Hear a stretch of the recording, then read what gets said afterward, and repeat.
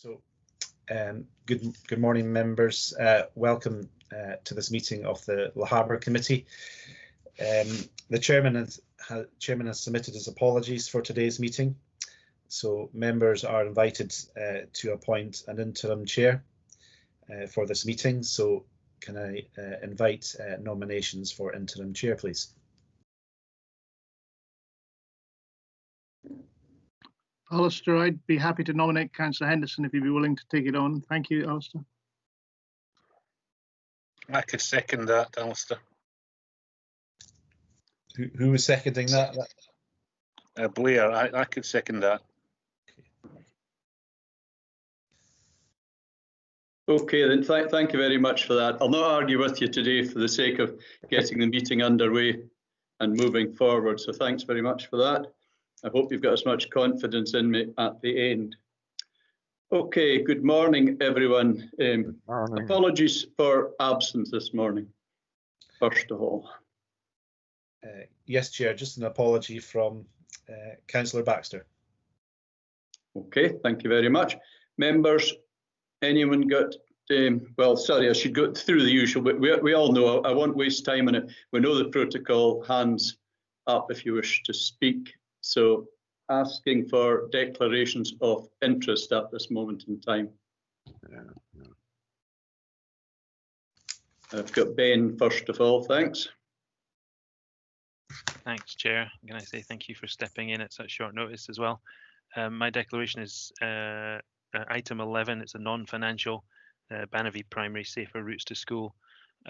My children attend Bannerby Primary School. Having applied the test, I think it's sufficiently remote that I can stay and participate. Thank you. Okay, thanks, Ben. And Dennis?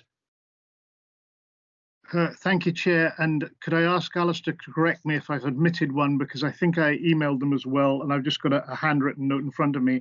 But for 5, 6 and 7, I have a non-financial interest as the Highland Council nominee to the board of Lochaber Housing Association, but feel that following the Councillor's Code of Conduct, I can stay and participate. And for items 7 and 9, a non-financial interest as the Highland Council nominee to the board of the Isle of Rum Community Trust, but again, feel I can stay and participate. Thank you, Chair. Okay, thanks, Dennis. And for myself on item 4, the Town Centre Fund Advisor to Cool Regeneration, but that won't preclude me from taking part. It's non-financial. Okay, Ben, have you got another one, or is that me just missing it? Thanks. No. Okay, right then, members, that now takes us on to item 3, and it's the Police Scotland Local Committee Performance Report on pages 1 to 9. And I believe, although we've got 2 representatives from the police, it's Acting Inspector Nick Hoch who's speaking on this one. Is that correct, Nick? Good morning, Rory. Yes, Chair, that's fine. Thank you very much. Okay. Do you want to speak to the report first? Absolutely. First thing, I'd just like to introduce myself. I'm Temporary Inspector Nick Hoff. I'm covering for Isla Campbell, who's been in post for 3 months following Isla being off for a long period for illness. I'm sure she'd like to pass on her regards to everyone. She's doing very well, and I'm sure she'll be a bit disappointed to miss this. I know she very much enjoys the community role and the involvement with the committee here. So I'd like to attempt, if I can, to fill her boots for a short period. I should be in post for another 3 or 4 months as we work forward. And I'm obviously been here for 11 years and very well aware of a lot of the current issues involving the COVID situation and matters relating to the report. So I'll move on to the report, and obviously afterwards I'll run through it as briefly as I can in terms of the main highlights, and then obviously I'll put it out to questions, and Chief Inspector Jen Valentine can assist if there's any other matters that relate to the whole of the South Area Command, which obviously Lochaber is a part of. So the first, obviously, in terms of priority of road safety and road crime, and the intention to collaborate and reduce casualties and crime on our roads. Now, the year-to-date figures in terms of the first sector there, the number of people killed on the roads, to reduce the number of people killed on the road in Lochaber. The year-to-date is showing that it's down -2. There's been one in this recorded period fatal accident. The number of offences of drink and drug driving is also down 12. The number of speeding offences is down 65. Mobile phone offences is down 3, and seatbelt offences is up 2. So the main point to bear in mind in relation to these figures is the current or the process of lockdown and the restrictions with regards to COVID over that recording period. And we are actively working with our partners at the Road Policing Unit and the Highland Road Safety groups to make sure that we continue to maintain focus on road safety and educating and challenging driver behaviour. The next section in the report is the serious and organised crime priority, and the intention of this is to reduce the harm caused by serious organised crime and crime including cyber-related crime. The serious organised crime has the potential to affect every community in Scotland and can be described as multiple people exerting control, planning and using specialist resources to commit serious crime, and we work in partnership to prevent harm caused to individuals, communities and businesses by serious organised crime. The proactive drug seizures have continued on Lochaber. This reporting period has seen positive conclusions to several operations and significant drug and cash seizures, as well as the execution of 5 search warrants with a positive result. That would be search warrants obviously in premises, individual houses or businesses. And we continue to deter and detect cross-division organised criminal groups and people involved in cybercrime, fraud and acquisitive crime in Lochaber.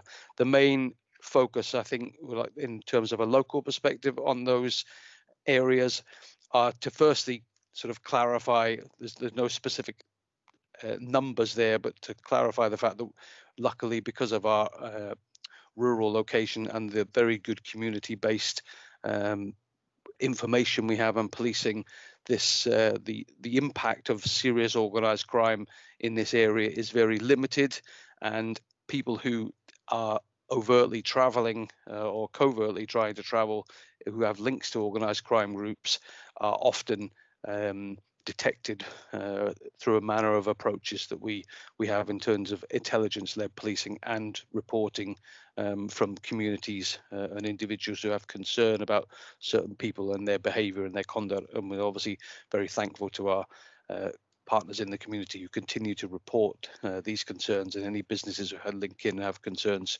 about the manner of these type of crime.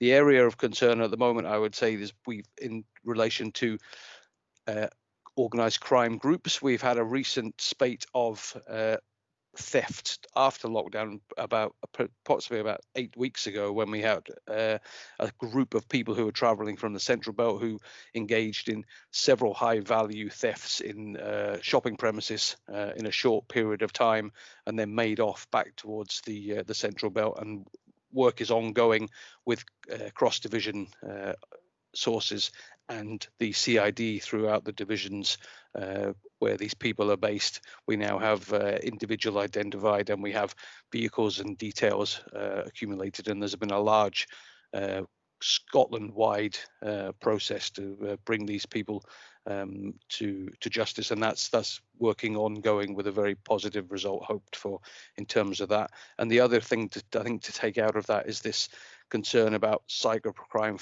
fraud, and obviously I'm aware that we have having more and more reports of this from vulnerable persons, particularly the elderly community, in terms of the people that are starting to use smartphones for the first time, and internet access, which is now almost necessary for all banking procedures, and they are receiving either cold calls or responding to spam text messages or emails. And because now mobile phones link directly to the internet through Wi-Fi, they can often end up being caught out, or they'll receive a direct call asking them to follow a link, which makes them feel they're speaking to a member of the banking community or their own bank, and they are unfortunate enough to bring out the details of these people's bank accounts and things, and we're sort of actively hoping to work with our partners in the future in terms of ongoing information to try and prevent this type of sort of offence happening with people in the Lochaber area. The next section is the acquisitive crime numbers, and as you can see, I've sort of made reference to that already in terms of crime which involves people effectively taking goods or property or items of value from persons and from businesses. The theft by housebreaking is increased in terms of that obviously includes dwelling houses or other premises. That's increased by the number of 3, and this year to date, that's probably reflective of the fact that we've had quite a large number of detections in the Lochaber area recently, actually, where we managed to get a roll up of 10 or 11 offences where one nominal was actually staying in multiple areas of bothies and self-catering accommodation. We were able to put it back to a gentleman that didn't have a home, and it was a foreign gentleman, and that actually led to a large number of those incidents being reported. So that number, that 3 number, is probably linked into that. Because there was a high number of reports of that, which is quite small for a local area, and they were actually low value items where he'd broken in and just used food and other items and things like that. The number of theft by shoplifting, obviously with the close of the retail premises, is significantly down, and it's -22. But as I said, we have had these notable periods over the last few months, which we're aware of, which have sort of involved quite a high level of our internal partners in the police in terms of CID and interdivisional resources. And theft from motor vehicles is a relatively low number year to date. It's actually an increase in 1, not a specifically large problem for us, luckily, in Lochaber, but that's something we're definitely monitoring as we move forward, and with the fact that there are going to be more and more visitors here over the coming months, and we would be keen to pick up on anything that might be a trend there in terms of travelling criminals utilising the area to come and take items from vehicles. It's fair to say that the national and local online messaging that we encourage people to think about hopefully will increase their personal safety, and working through partners and ourselves, we'd like to make sure we can try to keep these incidents as low as possible and continue with the low numbers that we have in these areas.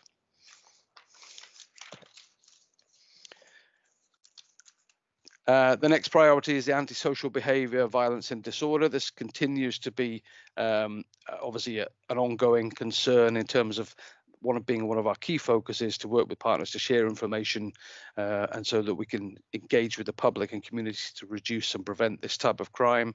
It is obviously, when you look through the figures, quite significantly adjusted by the lockdown process, and everyone has adhered to, well, the vast majority of people have adhered to lockdown restrictions, and again they're doing that at the moment with their own personal sacrifice, and we're working with our local communities to continue using our sort of process to try and help people in this concern, and the COVID related matter is something I'll come on to separately, but obviously the manner of antisocial behaviour, some of the COVID reports can be linked into that in terms of antisocial camping and poor conduct when people are either using our local facilities, drinking, and sort of also misbehaving at the same time. So if some of those figures are involved in that, we obviously engage and explain and encourage, and then only use enforcement as a last resort. However, it's fair to say that some of the sort of local concerns about antisocial behaviour with our local individuals in the community who continue to affect key areas of sort of local housing and certain neighbours, they are still addressed regularly, and our antisocial behaviour partnership group to try and work together to try and minimise these continued repeat occasions of antisocial behaviour repeatedly affecting repeat victims. But you can see that the figures are considerably down. Obviously, licensed premises checks numbers are down significantly with the closure of the licensed premises, and the breach of the peace and threatening abusive behaviour crimes are down significantly.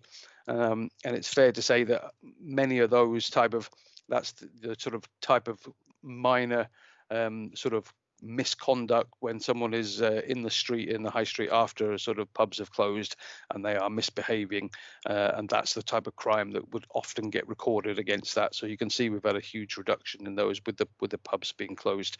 Not that that's been a huge problem, and the 5 and 3 year figures are well down over the years anyway in terms of the antisocial behaviour in the high streets and linked to licensed premises. I don't think I'll go over any of those other specific figures. It's fair to say that they sort of speak for themselves in terms of the impact that COVID has had on that area. And the next priority, which is protecting vulnerable people, obviously you see that the numbers in front of you there, to support people considered vulnerable through working with partners, and this obviously includes this area includes what we call class 2 sexual crimes. The year-to-date number is a 17 variation, an increment of 17.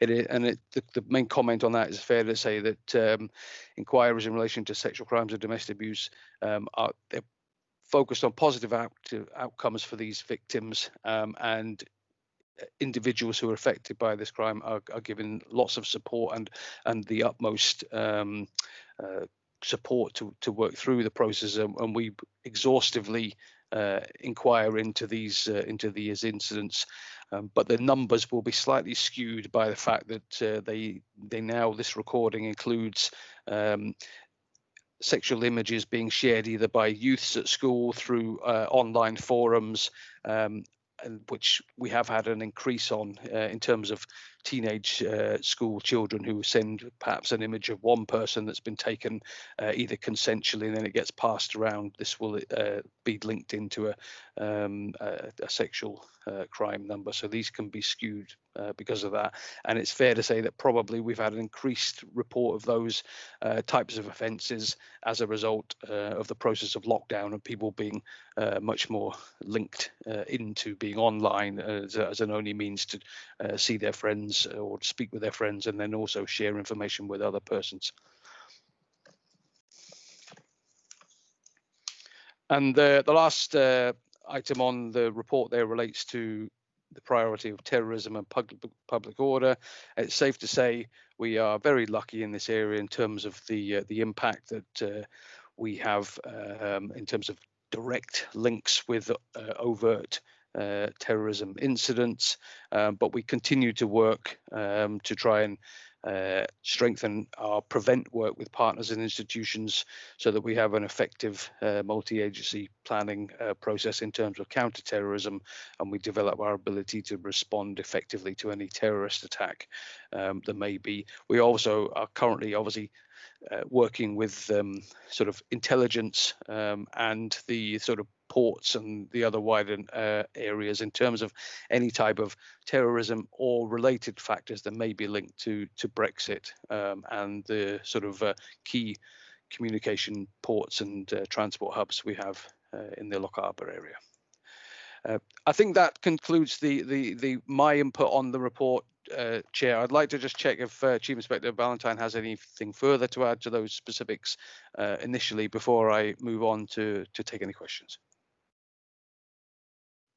That's okay, and I'm happy to take anything if you have anything, Chief Inspector. No, nothing further from me, but as Nick says, happy to answer any questions. Okay, thanks. Right, members, as you probably know, I have some details in from Councillor Baxter, who's not able to be with us, but I'll ask them at the end. And Nick, if you could send our best wishes to Isla there. And I was going to say for a speedy recovery, but he actually said it's quite a long process yet. So hopefully it's a very full recovery at the end. So thanks. If you can do that, we'd be much obliged anyway. Okay, I've got, first of all, Dennis. Thanks. Thank you, Chair, and thank you, Nick, for your presentation, which was very interesting. One observation and one question, if I may, please. The observation was simply on more or less the last thing you talked about, which is under the section to do with protecting vulnerable people and the sharing of images by school pupils. As an ex-school teacher, can I just say that I think this is a real area of concern. I don't have an axe to grind on this one, but just to highlight the importance and the devastating impact on the lives of young people that such sharing could cause. So if you could take this one really seriously, please. I don't for a moment think, that the police can answer all these problems. You have to do it in conjunction with the schools and the parents and the children themselves. But it is really one of those things that could have devastating impacts on the lives of individuals. So I can't overestimate the importance of this. I think it's a really critical issue. The other, and that was a surprise to me, and it's unfortunate to hear that. The other thing that I was going to ask a question about was on that same section, which is to do with the missing persons report for South Highland. And as I understand it, there are 72 missing persons reports that you've had to deal with. The only question that I really have is, how does this compare with other periods? Is there any sort of relationship with the stresses and strains of lockdown? Obviously, when young people go missing, it's extremely concerning. And I just wanted to ask you if we could have any feedback as to, this in terms of a normal trend, or whether it's abnormal, and if anything can be done. Thank you very much, Chair. Thanks, Dennis. And I'll take Ben first of all as well, and then I'll take you back in, Nick. Thanks. Thanks, Chair. I have two questions. The first is on the same slide that Dennis highlighted first, which is protecting vulnerable people section. It is very concerning to see the substantial increase in the year-to-date figures, and I think some of those reasons have been highlighted in the press. And I know, I think Lochaber Women's Aid do a good job of, informing councillors about some of the circumstances and pressures that are happening within the community. What I wanted to ask you about on that slide, though, is the year-to-date, increase is concerning and not unexpected. But what I can't kind of understand is that the figures look in line with the long-term average. So I guess the question is, the 13 number in for the year before the period we're talking about, was that unusually low, or is there something changed about the average? I'm just trying to understand if the recent increase, which has been highlighted in the press, etc., highlighted by groups like Lochaber Women's Aid, is bearing out in the figures or not. The second question I had was about the first slide, which is road safety and road crime. In terms of speeding offences, it's good to see the reduction. The question is, it's actually quite a small reduction, given that the volumes of traffic anecdotally seem to have, ought to have reduced substantially over the reporting period. Is that simply because, it's a bottomless well of speeding offences? It's, the number caught is more to do with the resources applied to it rather than the actual volume of traffic. So just, I'm surprised there's actually such a low reduction there, and I'm just wondering what's going on behind the numbers. Have you, is there so much, offence happening that you just catch that number regardless, because it's simply how much manpower you've got to catch them? So those are my two questions. Thank you, Nick and Jenny. Thank you. Thanks, Ben and Dennis. I'll bring you in now, Nick. Thanks. Thank you, Chair. So just to go through those in order to try to assist, obviously, I completely understand Dennis's concern from the number I mentioned about the offences regarding sexual images and pornographic images being either shared or persons being sort of a victim as a result of that process. Now, I don't have the exact breakdown of the figures, but it's fair to say that these offences cover a wide range of levels. So if someone has received one of these images, or has been the person whose image it is has been shared, they obviously become the victim, and that is recorded. But to put a little bit of context in it, it's more often than not the original image has been shared consensually between persons. So there's obviously work there for education and for the families to inform and support their persons, their families, and the members who've been involved in that. And then there can be repeat offenders if they're shared again. And obviously that will cause concern, and those incidents are very quickly reported to us by education, and we work together with education to make sure that we actually very quickly establish exactly who's involved, and the sort of circulation of the images, and then those persons obviously closely supported, and there is close work done with the education partners and the families to try to sort of prevent that from reoccurring.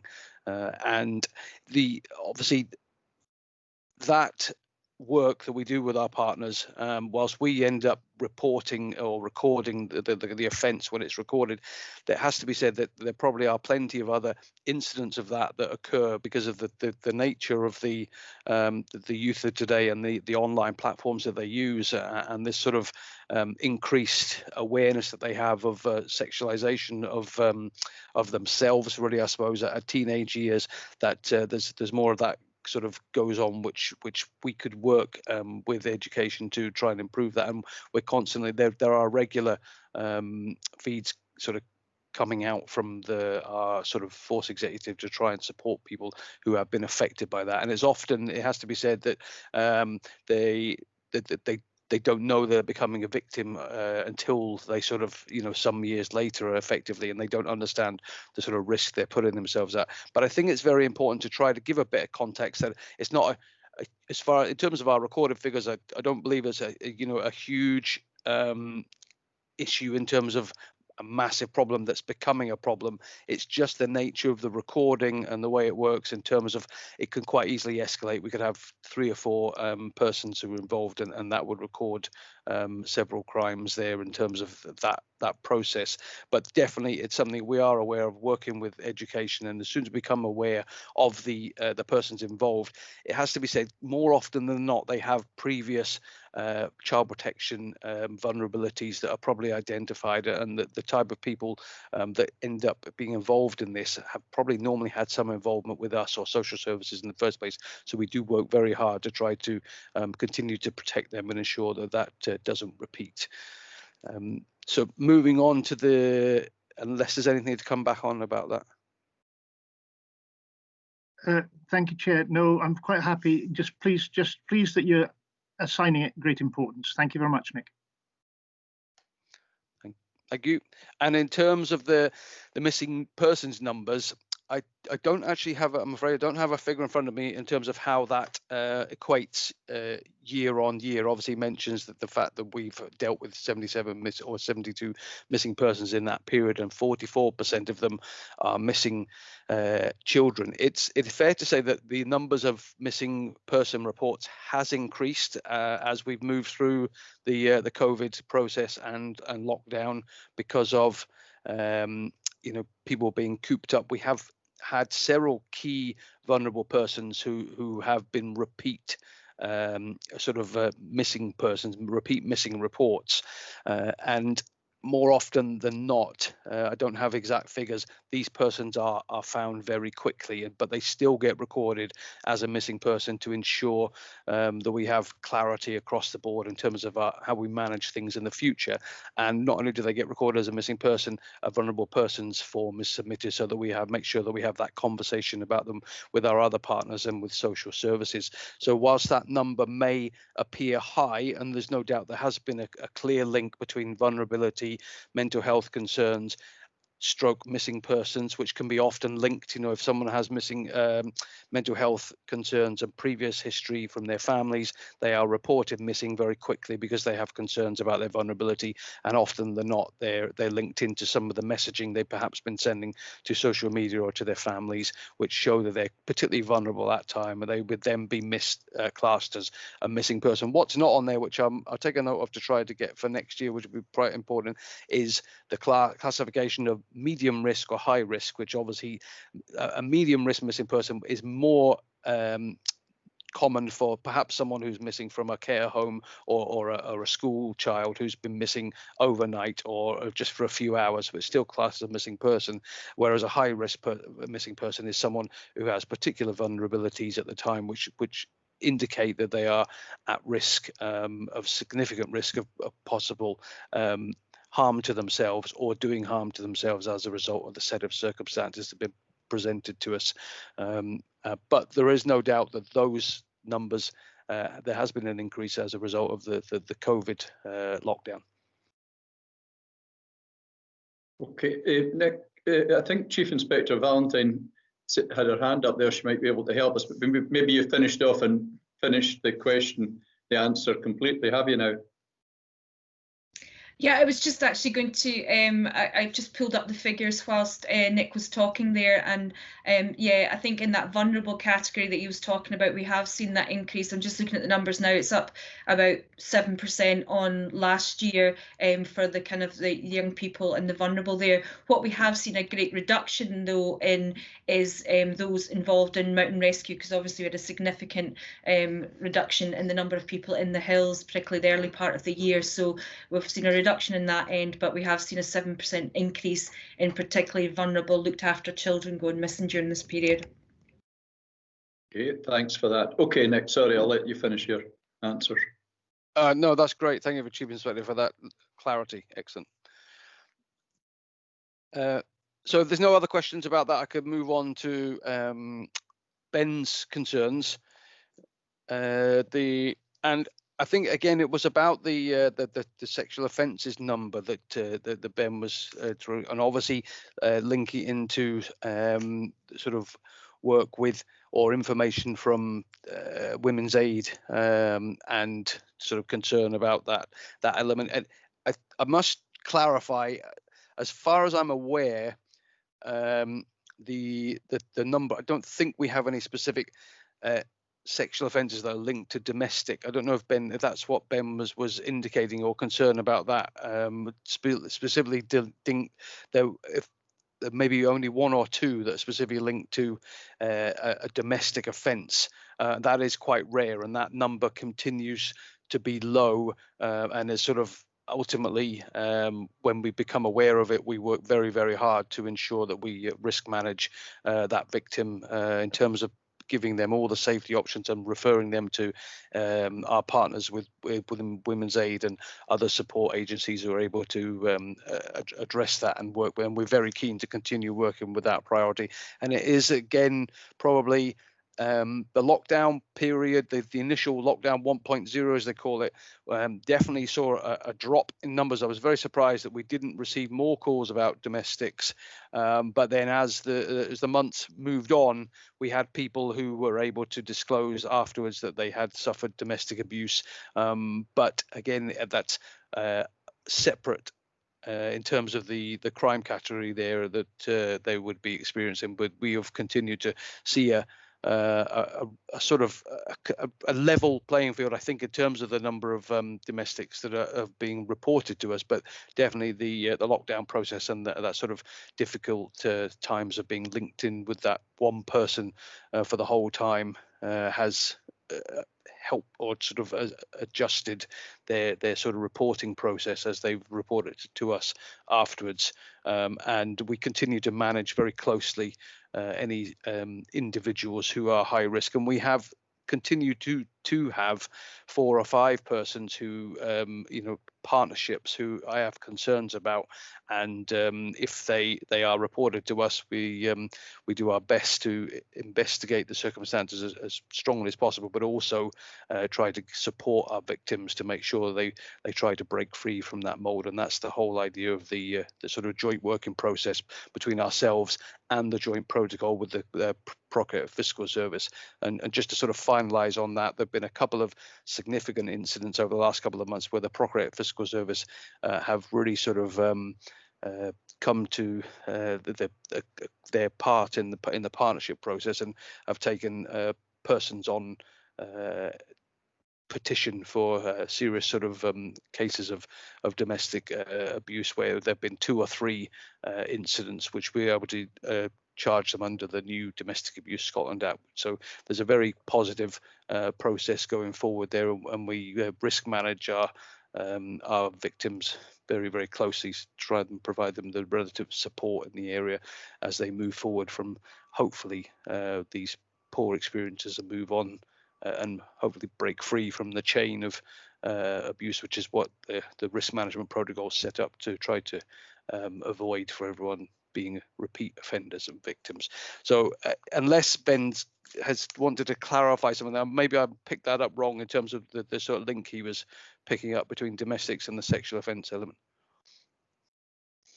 No, you're okay. Ben's given the thumbs up and on his speeding question. Thanks. Yes. So it is a good observation, I would say there, Ben, definitely. And effectively, it is reflective of the fact that during the initial lockdown, obviously, there were no sort of very few vehicles on the road, and we specifically weren't targeting speeders and weren't doing proactive speed checks. So that probably went on for at least 6 weeks to 8 weeks. And that number obviously is still lower. And that's probably reflective of that key period where we didn't do that. I think it would be safe to say that in conjunction with our internal road policing partners, there are easily sort of 8 to 10 speeders recorded sort of each week, probably somewhere between 10 and 15 in terms of those numbers. And the process in terms of how police officers, the road policing officers or the local police officers are using a speed gun catch speeders is sort of effectively, sometimes it's like shooting fish in a barrel, if it depends which apparently if you watch Mythbusters is actually not that easy. But anyway, that's by the by. It is a process where obviously they locate themselves at some of the key points where people tend to speed, particularly the 30 zones that are pedestrianised and concerning, and then they can obviously issue tickets when they find people are speeding and also deliver education.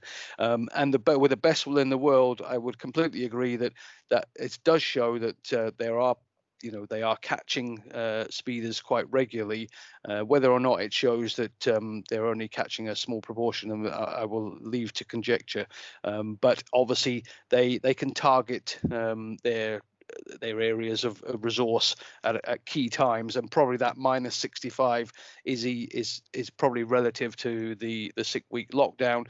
I have to add to that, obviously, unfortunately, we don't have in terms of our Highland safety camera partnership role, we haven't had since the start of lockdown the safety camera working in the Lochaber area because of staffing, but there have been interviews taking place just about a month ago, and we should hope to have a new operator in the area working very, very soon. So that will continue to deter and hopefully educate people. But there's no doubt that the numbers are down, but the targeted approach in a 2 or 3 hour period where officers may be parked up and they're using their speed gun, for every person they stop, there's a good chance that there might be 2 or 3 more who go past or are in the area speeding without having the gun trained on them. And we continue to hope that our joint working in terms of the education and enforcement will work to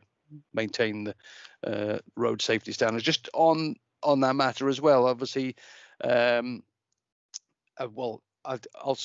pause there and I'll let come back with more questions so that we don't extend the meeting too long. Okay, thanks for that. Yep, you live in a good location for noticing the speeding. I couldn't comment where I live. No, I know you couldn't. I can.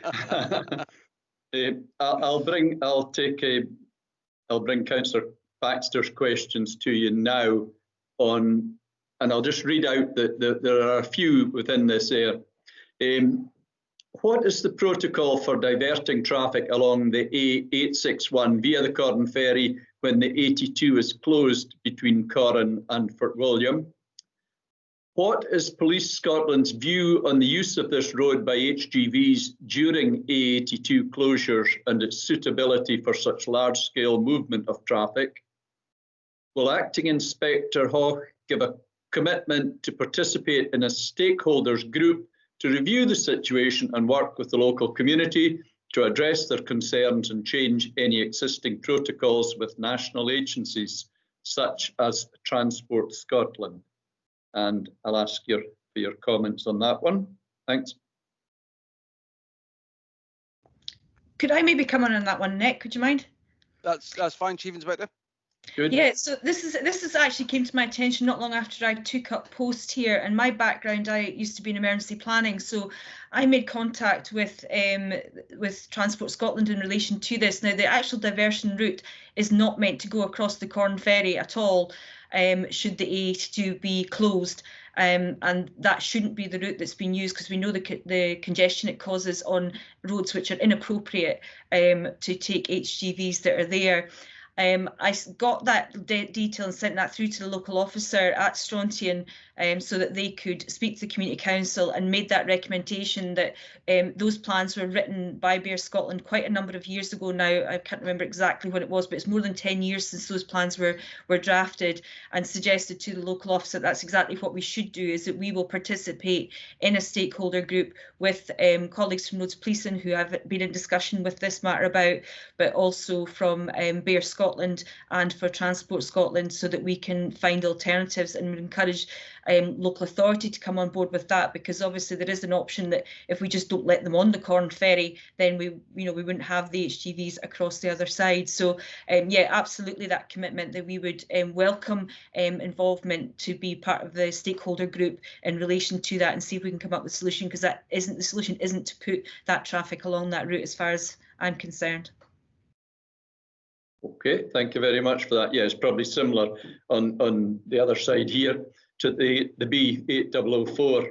And to be honest, I think that the local drivers know the routes themselves. They kind of make these decisions probably, rather than the authorities diverting them, because I certainly know from my own liaison and work with the Transport Scotland that is not their route that given out. They will always stick to trunk roads. But no, that's good to get that.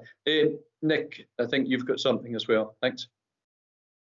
Thanks, Chair. No, Alan, it was just to reiterate, actually, you've answered my part for me about the locals who know the route, taking to the Corn Ferry quickly once they realise there's a problem, before we have chance to even effectively put in the local diversion. But as the Chief Inspector said, lorries shouldn't be using that. It's not appropriate. And there probably is potential there to have a specific plan that if there is an incident between Corn Ferry and Fort William at 3 Mile Water or somewhere similar, that we could very quickly get the message to the Corn Ferry to stop HGVs actually boarding it and get them to stack somewhere, so that they're not doing that. Okay, thanks very much for that. Okay, members and officers, I think we've given that report a good spin. Yep, my own, I've got a funny little one the other day, an attempt at a scam. The gentleman who phoned me was much more honest than he thought he meant to be. He told me that he was phoning from the Amazon. So that I think I thanked him politely for his answer and put the phone down. So that's life. Okay, thanks very much for that. We shall move on now to Town Centre. I believe you'll leave us. There's no point in asking you to stay on for any more. You're welcome, but I'm sure you've got much more exciting things to get on with. Thanks very much for your reports again. Thank you very much. Goodbye. Thank you. Bye. Bye. Bye to both. Okay, that takes us on to item 4, the Town Centre Fund, and I believe we've got Alan Webster with us this morning, who will give us speak to the report first of all. Morning, Alan. Morning, Chair. Morning, members. Okay, Town Centre Fund. I don't propose to read through all the background to the fund, given that we discussed it early in November in terms of the background and the aims and objectives of it. So I'll just hope to highlight a few key points, then essentially get stuck into the actual bids that we've received. Just to remind you, the Lochaber area has received £84,156 as part of the allocation for Highland. The 3 eligible settlements for TCF investment are the same as last time: Fort William, Cool, and Banavie and Corpac as one. So it's the three settlements.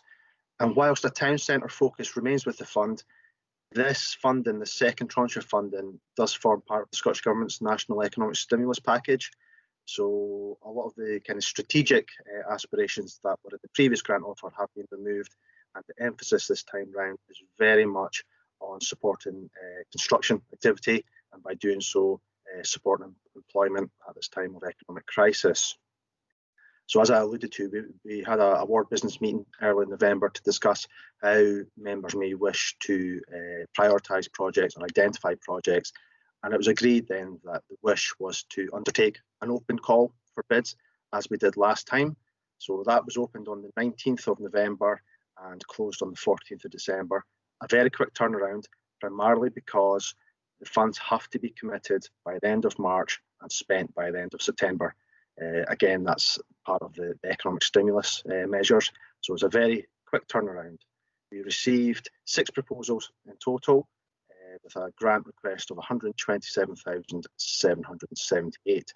Now, I've appended all the full proposals because obviously I can only cover so much as I talk to the report, and it's probably best to have all the detail in there. So that moves me on to section 6, which is the actual proposals themselves, which I'll hope to run through just now. I'll just preempt this, but basically the final section of the paper is to say that when I highlight some of the issues that I have with projects, it's by no means a criticism of the project at all. They're very different. The objectives of the fund are very open-ended, so we have a variety of projects.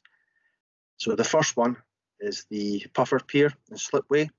Fort William Marine and Shoreline Community Interest Company are seeking the sum of £33,100 to assist with a reclamation contract. And essentially that project is to facilitate the reuse of the Puffer Pier and Slipway, and the total cost of the project is estimated at £83,500. So essentially the TCF grant would be used for dredging and the movement of dredged material. Now the concern that exists about this project is in and around deliverability. Marine Scotland licences are not in place. However, the project lead has indicated they would look to award contract this month and start work in March. Now, just by way of verbal update, the project lead has advised that the marine licence applications were submitted on the 4th of December 2020 and could take a maximum of 14 weeks to be granted. So in terms of deliverability, worst case scenario is the licences aren't granted until March, and given that contracts need to be committed by the end of March, that could potentially be a bit of a push. So it's just draw that to your attention, members. Chair, I don't know if you would like me to run through all the projects or discuss them on a one-by-one basis. I think it's probably fair to go through all 6 because we're going, it's a bidding war almost. Thanks. Thank you, Chair. So the next project is Cool Car Park. So this is the council-owned car park at Erich Drive. So Cool Regeneration Company are seeking £40,000 there to resurface that car park. You'll see in the paper, I said it's not clear from the project proposal what level of dialogue had taken place with the council in terms of doing that work. It transpires that there has been very little by way of dialogue. I can advise members that the asset is on the roads account. There is an acknowledgement from colleagues who are responsible for that asset that the works are required, but due to budgetary constraints, nothing is currently programmed. So if members are minded to approve this, the client service who is responsible for the asset, as I say, believe it would be more appropriate for the council to execute a project to resurface and white line this car park, as opposed to Cool Regeneration Company doing it on behalf of the council. But other than that, there's no issues with the project in terms of eligibility or deliverability. The third one is the Black Parks project, which I'm sure members are familiar with as well. A little typo there in the first paragraph. The application is from Hightrans, not Sustrans, and Hightrans are seeking £15,000 to be used as match funding, essentially to deliver an £85,000 project, a suite of improvements to a 1 kilometre stretch of, as I say, active travel infrastructure, which looks at walking and cycling between the town centre and other key locations. So the intention there is to create a safer, more attractive environment. Essentially, there's no real concerns with this project. The High Trans contribution to the funding package is secure. It was expected that the Transport Scotland funding, £70,000 there, would be known by the end of last week. I still don't have an update on that, but from speaking to High Trans at the time of writing the report, they were very optimistic that that funding would come on stream and allow this project to be delivered. So assuming that does come to fruition, I see no issues with deliverability on that one. The next project is Komali Community Centre Car Park. I think this is one you may remember from last time round with the first tranche of town centre funding. Wasn't supported at that time primarily because the number of applications and the value of those exceeded what was available last time round. They're seeking £23,500 to resurface the car park. The asset has been now transferred to the community centre, and again, there's no problems at all with this project in terms of deliverability or eligibility. Second last one is Komali Christmas lights. Now, a very, very small ask, £722, which they would match with their own funding at a 50-50 basis. Whilst capital in nature, the impact of this project would be very limited due to the temporary nature of the use and no construction activity being funded, but it is capital. And the final project is the parade. So again, this is a second phase project that built on the Greener High Street project that was supported during the first tranche, that looked at installing trees and renewing street furniture in the High Street of Fort William. The Fort William town team are now seeking £15,500 or £15,400 to be precise, to purchase and install new waste bins along the parade and High Street, as well as flower planters to be placed adjacent to the War Memorial at the parade. And this is a collaborative project, I should stress that, with the British Legion and the Highland Council involved as well. So that concludes all I have to say, Chair, in terms of the individual bids that we have received. Happy to answer any questions. Thanks very much for that, Alan.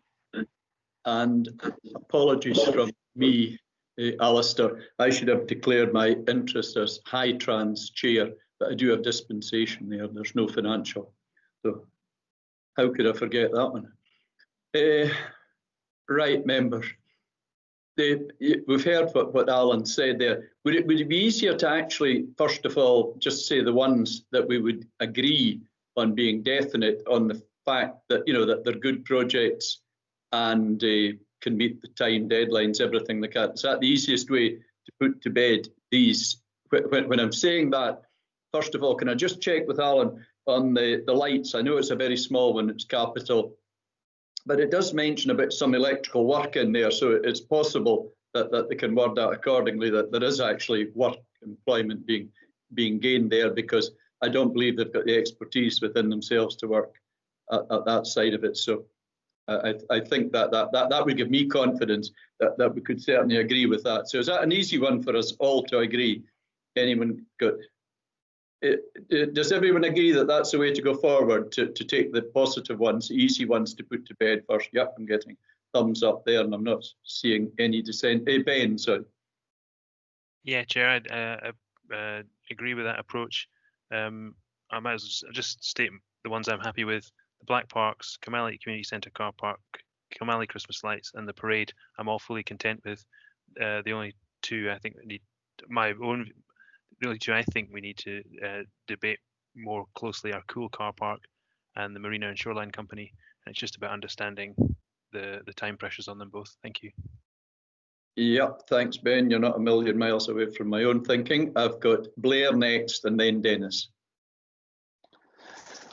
Thanks, Alan. In broad agreement with what Ben said, and Andrew's indeed email comments.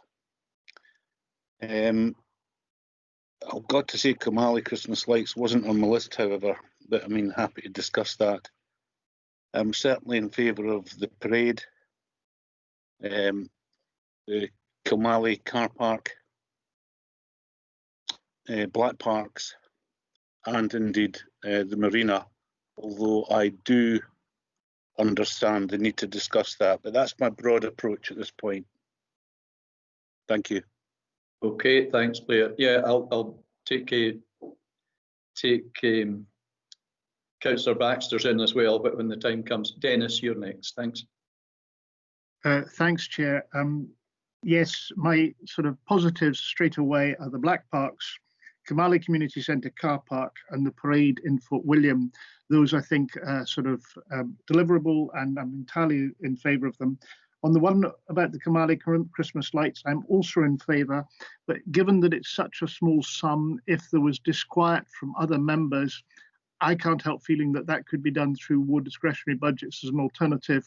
The reason that I say that was that I think although we had agreed that Christmas lights would not normally be supported going, because of our sort of experiences in the past, I think we made an exception earlier on for the situation in Fort William. So if there was an alternative way of dealing with that, it's such a small sum, I would be quite happy with that. And it only really leaves the marina and cool car park as the two that I think we really need to discuss. Thank you, Chair. Okay, thanks for that, Dennis. Neil, good morning to you. Morning. Aye, so I slightly disagree with what Dennis is saying there with the ward discretionary fund being used for Christmas lights. If we've set if we're set rules out, even if it's a small sum, I believe we have to stick to it, because it isn't fair on other communities if the fund starts to be used in ways that we've said it hasn't been, because obviously they've lost their opportunity in Christmas past. Okay, thanks for that, Neil. Right, well, in that case, if we put the lights in, for the sake, it's only £720, and we're not exactly compromising ourselves that much, because as Alan was even able to give me the nods up when I mentioned the fact that there is some electrical work involved in it. So that would, if we take the Black Parks, Komali, the lights for the community company and the Fort William Town Centre stuff, that takes 54k out of it. We're left with 30k then. So we're left with two projects that it'll either be one can get 30k and the other becomes the reserve project. So open to discussion for that. Neil.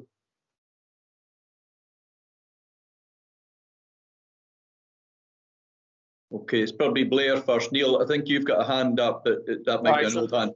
Sorry, it's an old one. No problem. Blair, you're next. Thanks.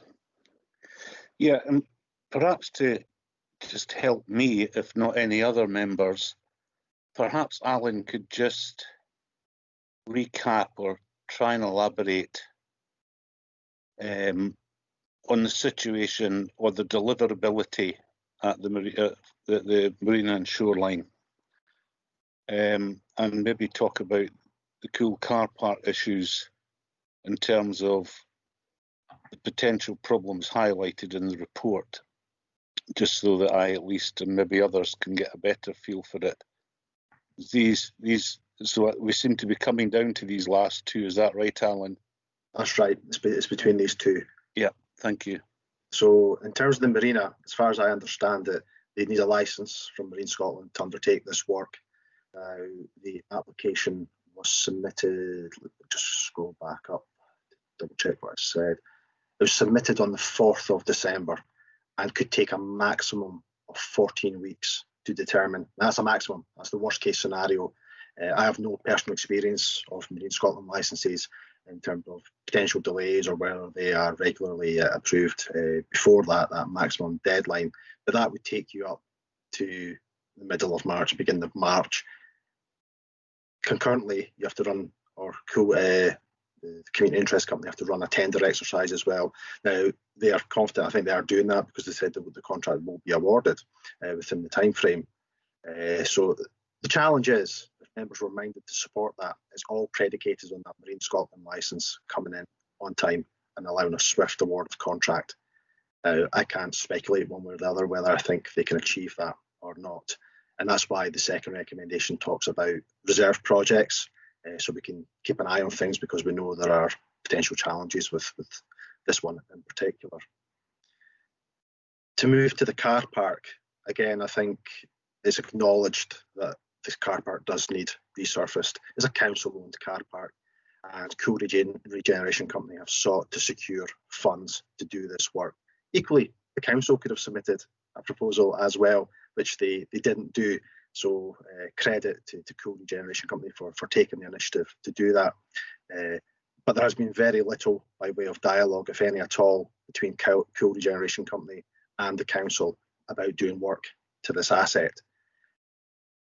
From my own investigations and speaking to colleagues, it's clear that the council would be receptive to a grant award and for this work to take place, because it is required, as I say, and there is no budget programmed in the capital programme to do it. But the initial reaction from council service responsible for this asset is that the council ought to do the works themselves to their own asset, as opposed to entering into some kind of contractual arrangement with a third party to do works. So that's where it stands. That would be the council's preference, would be to do the work themselves. So as Cool Regeneration Company put the application in, the reality is that in practical terms, it probably makes sense for the council to do that work. Okay, thanks, Alan. I've got Dennis wanting to come back in, but I'll just put Andrews Tuppensworth in. He put forward that he would be supportive of the Black Parks. He didn't get involved in the Komali and the Cool project, but that's probably he was staying in his own ward, because remember, at the end of the day, it was 3 tranches of 28,000 that were stuck together for the 2 wards to be able to get the money. Technically, Cool has got money, Banavie and Corpach has, and Fort William, although we're probably more respectful of working the money together across borders, so it doesn't matter too much on that. So anyway, Andrew said that. So I take it that, you know, that with what we've said on the other 2, that would be okay. And listening to what Alan said about the Puffer Pier, the license, the marine license, I have had quite a bit of experience. They're nightmares, to be quite honest, because you even have to find a piece of ground that's identical to the piece of ground that the spoil has been taken from in the first place, to make sure that you can actually put it in the right place. We've got fish farms round about here, so they've got interests in it as well. So it certainly, I know the one at Uig for the work that's ongoing there, it took a long time as well. Yes, it's a far bigger project, but still, if you're even moving one shell, one rock, you have to find the right place to be able to put it. So I would say that's with a fair wind, that particular one, but it's a nice project, you know, to keep that moving along as well. Okay, Dennis, you're next, and then Ben. Thank you, Chair. It's not an interest to declare, but I should state that you, as fellow councillors, gave me the job of dealing with community planning partnership and locality plan issues.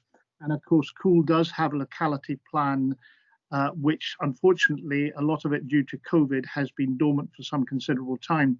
But one of the things that was done was to try and elicit opinion within Cool as to what improvements could be made within the area. And the issue of car parking did come up. Now, I know they concentrated initially on the car park beside the co-op, which is not this one, but I don't think there's any doubt for any of us who've been in that other bigger car park, it's sadly in need of a facelift. I noticed that Alan kindly indicated that the council itself would be prepared to take this on rather than do it through a third party. And I personally think that that would be a way forward. The figure of 40,000 is a very round one. I noticed that the Komali people actually got a sort of a bid to give us an exact figure. My feeling is just that, I mean, Cool does need some help in the sense that, you know, it's had a locality plan geared towards it to try and help an area which does have difficulties. I think this would be a concrete improvement, and I would welcome that. Obviously, there's an invidious decision here to be made between the 2 schemes, the Marina or Cool Car Park, but just to make you aware that there is a locality plan in place, and that certainly residents in Cool would like to see some physical improvements if possible. Thank you, Chair. Thanks for that, Dennis. Ben, you're next. Thank you, Chair. I have a small question for Alan for clarity and a proposal.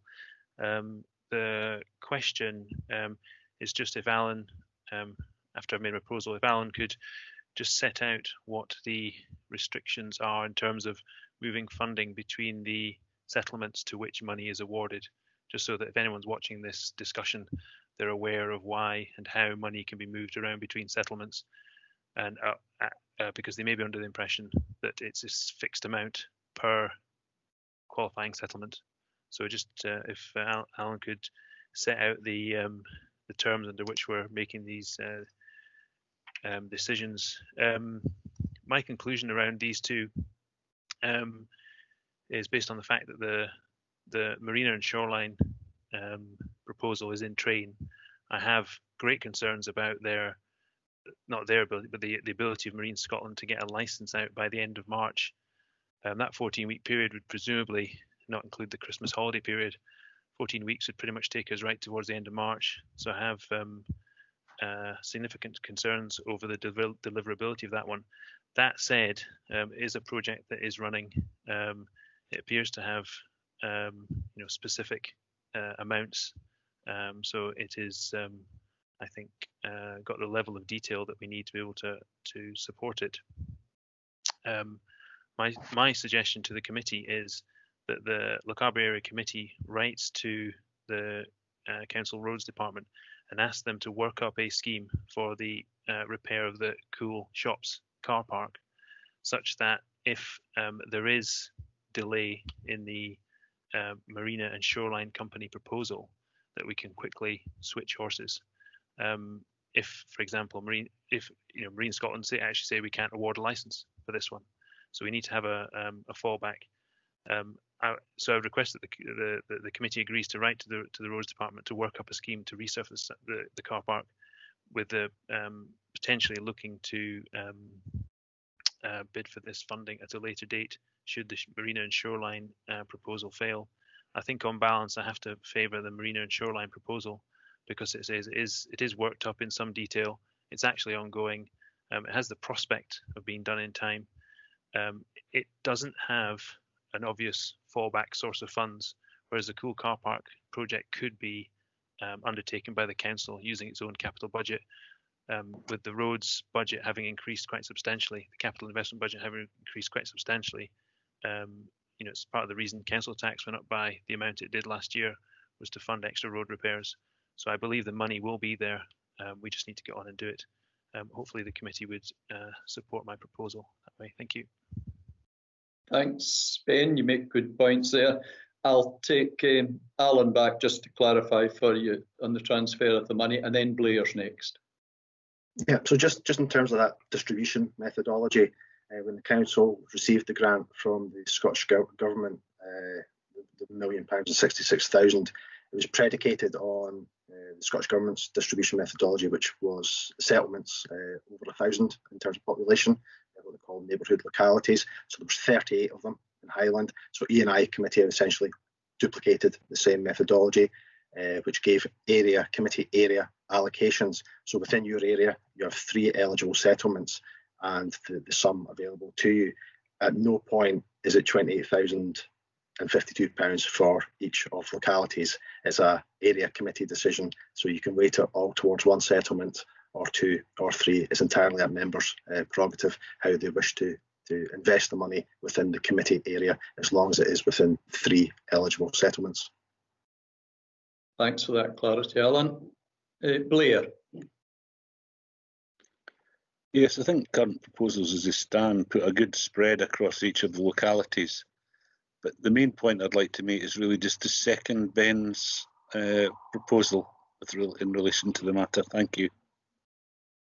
Okay, thanks. And I think we can take it that Andrew was doing it because he has certainly put that down as well. I'm quite happy with that proposal. And yes, I think we've got a wee bit of work to do to make sure, much because I've been pressing for the Cool Car Park for quite a long time, long before money became available. So, with our own roads engineer as well. But I think that would be the correct way to go. We will still be about £3,000 short, I think, from what, 54, is it 80? No, that would work out, wouldn't it? 54, 87, roughly. We would be able to do that within budget and leaving the Cool Car Park as a reserve one. Is that correct, Alan? If my calculations are correct, so Black Parks, for the avoidance of doubt, Black Parks at 15,000, the parade at 15,400. The community centre, sorry, at 23,556, and the lights, Christmas tree lights, takes you to 54,678, which gives you a residual 29,478 for the buffer pier, which is just a wee bit short of what they're requesting. So invariably it's short on both. Just I'm more than happy to liaise with the project lead to determine what the impact would be on that project, and whether we can, obviously it's subject to tender returns as well, so we'll see how that pans out, but you're pretty close to the request there. Thanks, Alan, for the clarity there. Yeah, and maybe one or two of the other projects might come in less, but maybe there might be more too. We never know. So we've got flexibility there. So, and I think in general we've come to a consensus opinion there. Ian, I don't know if you're hearing me. Are you quite clear with that? Does that make sense to you? Are you happy to agree to what we're proposing? You're on mute, Ian. You'll need to press the button.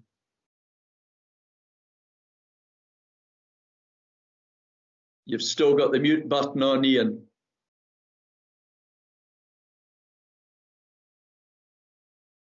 I don't know if you're seeing it. Probably in your top right-hand corner, about the 6th along, you'll see the mic. That's it. You should be open now. Hello? Yes, Ian, I can hear you now. Are you happy? Yes, I'm very happy. I'm hearing you loud and clear. That's great. Everything seems to be making sense. Okay. I can tell you that Cool does need a facelift right off the car park. I do quite a bit in there at times, so I know all about it. I don't want to get involved in it. Okay, thanks very much for that, Ian. Okay, members, I think that's pretty good. Alan, you've got the steer that you need to get on with the work, so that's good that we can do it that way rather than squabbling over pennies.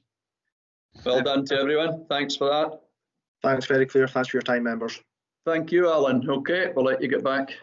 Thank you. Bye-bye. The rest. Are you doing the Inverness stuff today as well? Yeah, 15 minutes time. Oh well, good luck. Thank you. Thanks. Bye. Bye.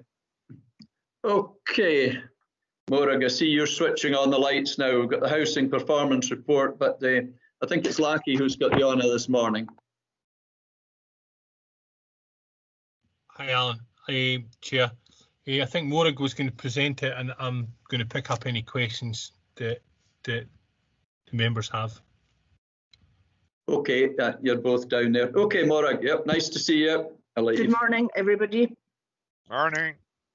Well, no major surprises in our report. The non-emergency repairs were reduced to emergency only throughout Q1.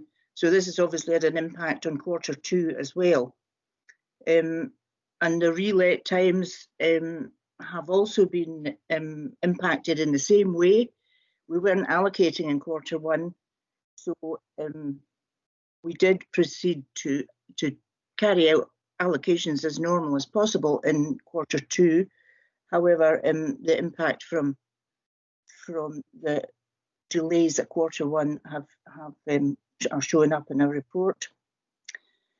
The rent arrears, they've obviously increased as well, but our housing officers are working very hard to minimise the impact of this. They're contacting all tenants, helping them with housing advice, directing them to Citizens Advice Bureau, basically doing anything that they can to assist them in their way forward and to reduce the impact of the rent arrears on their accounts.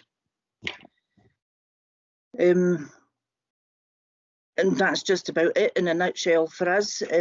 I'm happy to take any questions or pass to Lackey. Okay, thanks, Lackey. Do you wish to add anything? Just the performance figures that we're seeing in the performance report are as a result of COVID and the suspension of solid HP and routine repairs. And when you call it this will continue because it's a cumulative report, will continue to affect the performance going forward. yeah, would you call it? I mean, just before Christmas, we had caught up with the day-to-day repairs. We'd had just started again with the capital programme, and obviously with the going back into lockdown, we've suspended routine and capital repairs at the moment until such times as the restrictions have been lifted. Okay, thanks for that update as well. And Ben? Thanks, Chair. Can I start by saying how much I appreciate the work of all the housing service. I probably, like you and Morag and others, are probably amongst my most frequently used email addresses, and the response and support I get from them is just first class. And they will know some of the casework issues I've brought up with them, and I say they're absolutely first class in helping resolve them on behalf of tenants. And I've had some, really positive feedback from tenants myself in the past few, a significant period of time, but certainly in the past few months. So they really do appreciate the work of the housing service as it's fed back to me. So thank you very much for that.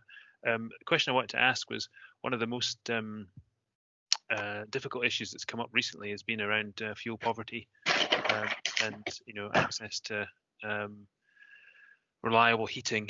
And I just wondered if what one question was first was, do we have a sufficient supply or emergency backup of wood pellets? That every winter that is, seems to be an issue for certain tenants getting access to wood pellets. And I know there has been concerns raised at resilience groups about access to heating. So I just wondered if there's any comments on the council support for tenants with wood pellet boilers. And it might be anecdotal, but my impression is that I'm getting more questions about pellet boilers, and I just wondered, given the age of some of them, whether there was a replacement scheme coming forward in the next few years. Thank you, Chair. Lucky, yeah. Thanks. Yeah, Ben, when you call it, yeah, during the last lockdown and during this lockdown, we purchased a store of wood pellets, and some are based in Kinlochaber and some are based in Lochaber. And tenants that have been struggling, or when supplies and their suppliers possibly were furloughed, contacted us, and we provided regular supplies of wood pellets to keep them going. They were delivered to their door and put in their store. So yes, we do, and that's not just the case in Lochaber, it's further afield as well. So yeah, we do have a good supply of pellets that tenants are able to access if required. Sorry, Ben, your other question with regards to heating replacements, we consider each case on a merit by merit basis. If a system becomes, there isn't a widespread plan to replace wood pellet boilers, but if a system becomes unviable, or we're unable, we're getting called out constantly to it, then yes, we would look to replace that with a different system in consultation with the tenant themselves to see what would best benefit or meet their needs. Thanks, Lackey. That's good for the reassurance, and many thanks for the words from Ben there, praising the officers for their work as well. It's good to hear that praise is given at the right time for when good work is being carried out. Neil. So a similar theme to Ben. I mean, obviously, thanks for all the good work. It's challenging times for everybody, and I think that the wood chip issue that keeps coming round, one of the things that I've come across is the availability of parts for fixing the council boilers. I was under the impression that the parts stores were going to get bolstered a bit. Is that the case? Have we bought, because obviously we're getting older and older machines, we're going to need more and more parts. And at what point does it become more efficient just to replace them? Thanks, Chair Neil. We do have in Lochaber, we have it was 10 spare boilers that we can either replace the boiler if need be, or cannibalise 4 parts if we're struggling. A lot of the parts do come direct from Ireland, and sometimes we do struggle to get parts, but we've not yet been able to repair one. We also have as a backup a company up Badnoch called Green Flame, who keep a number of spare boilers too and spare parts. So between our own guys in-house and Green Flame, we managed to service them. But again, if a boiler or a heating system becomes unviable, we're constantly getting called out to it, it's constantly getting breaking down, then we would look at that and take a decision as to when, if it's better to just replace the system or to continue repairing it, depending on what the faults found are. Thanks for the information and reassurance as well on that, Lachie. Ian, you've left the mute button off this time. If you maybe press it, it means you can make a noise and we won't hear. If you just press it once again, it should put the line through it. That's it. Excellent. Okay. And if you want to come in, remember, just press the hand or raise your hand, because I can see you this morning. There's not that many of us. So thanks very much for that. Okay, we're just asked to note that report, members. So thanks again for it. And that takes us on to item 6, which is the housing and the garage rent. And it's Lachie again on this one.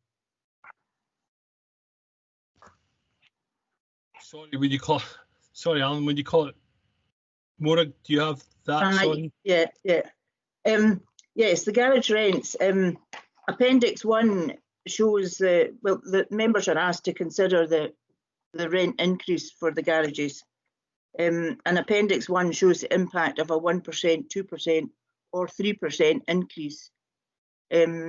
So members are asked to consider that, which of these, if indeed they want an increase at all. Okay, thanks, Morag. Yep. Anyone got any comment to make? Who's going to make an opening bid on it? Dennis, thanks. Thanks, Chair. Thanks, Lachie and Morag, for the report. I'm quite happy with the increase outlined in 6.2, which matches the increase in agreed council house rents. My question, there's only one question I had, which was that at an earlier meeting you had provided a really comprehensive sort of photographic index of the state of all the garages and so on. And one of the things we discussed was perhaps demolishing a series where those which were in particularly poor condition could be demolished in a sort of one-er, so to speak. And I see at 7.3 that you did that in Kennedy Road. And it was really just to ask you whether you'd had any feedback from that. In other words, was this something that was popular with the local tenants? What was any reaction that you had? How did that register? Thank you very much. Thank you, Chair. Thanks, Morag. Right, we have a fairly comprehensive report on all the garages now, and I believe that will be submitted to members for their approval and consideration quite soon. Tenants haven't yet been consulted on any of it really, and that will be done probably after the members have considered their wishes. Okay, thanks. Ben? Thanks, Chair. To say more than happy with the proposal for 2%. I think the bigger issue is funding the improvement or replacement or upgrade of the garages. So looking forward to that piece of work coming forward. As I said, more than happy with 2%. Thank you. Okay, thank you. Thanks, Ben. I'm not seeing any other members wishing to speak, so I presume that silence means that 2% is the order of the day. Okay, I think the recommendation is there to go along with the proposed increase for housing rents, which is 2%. So thanks very much for the input once again on that. Item 7, which is the Strategic Housing Investment Plan, and I believe we've got Alan Maguire this morning. Good morning, Alan. Morning, members. I'll just quickly run through the report or an outline of the report, and then take questions at the end of it. And John McHardy will also be around, hopefully, to answer any detailed questions. Members, this report gives an update on the overall affordable housing programme in Lochaber. It goes through the strategic housing investment plan for Lochaber as approved by the Economy and Infrastructure Committee in November. The strategic housing investment plan is a 5-year programme. It's an outline programme, and we have to get agreement with the Scottish Government for that programme. But we agreed at the Economy and Infrastructure Committee to take back and get feedback from each of the area committees as well, so that can feed into our ongoing dialogue with the Scottish Government. We actually meet with the Scottish Government on a weekly basis to discuss the affordable housing programme, so we have got a very close working relationship there, and I'll touch on that a bit later as well. Members are asked to note the progress made on developments in section 5 of the report, and that's the current developments that we're taking forward at the moment. And again, happy to take any questions that you may have on any of those projects. The programme is actually delivered through, and I think members will be aware of this, certainly Blair will be, the programme's delivered through the Highland Council and its partners. So we've got partners in the Lochaber area, our Lochaber Housing Association, what was the Highland Small Communities Housing Trust, which is now known as the Community Trust, and Link Housing Association. As I say, a 5-year programme is always fluid, because identified schemes may be delayed or withdrawn for a variety of reasons, while new opportunities will become available during that 5-year period. So we're constantly monitoring the programme and re-looking at it. An example of that is one project that's been brought forward very recently is phase 1 of the Upper Akintor project. Now, in the appendix, it's shown as 50 units being delivered over a 2-year period. But in actual fact, following negotiations that we had with the Scottish Government and slippage elsewhere in the overall affordable housing programme in the Highlands, we've managed to bring that tender approval forward, and we're actually trying to get, and we're almost crossing the line here just to get the actual approval through, which will be 85 approval for a tender approval for 85 new homes later this month. This is through Link Housing Association, with Lochaber Housing Association being the management agents for them. Now, the project's a very high cost project, and it's through the close working with the Scottish Government Regional Office, who have been extremely helpful in trying to get this across the line, that we've managed, it looks like, to get this one approved, and approved earlier than we had anticipated. I think the one message I would like to get across, and this is to me, it's a really good news story for Lochaber. If we get the approval for the Upper Akintor project, and we get it on site quickly, by April this year, we'll actually have 350 units, new homes, new affordable homes being built in Lochaber. That's the highest figure that we've built as far as affordable homes is concerned in Lochaber since probably the mid-70s. So, there's a lot of activity out there in Lochaber at the moment. That's not to say it's not without its challenges, and the big challenges for us next year are a mixture of high costs.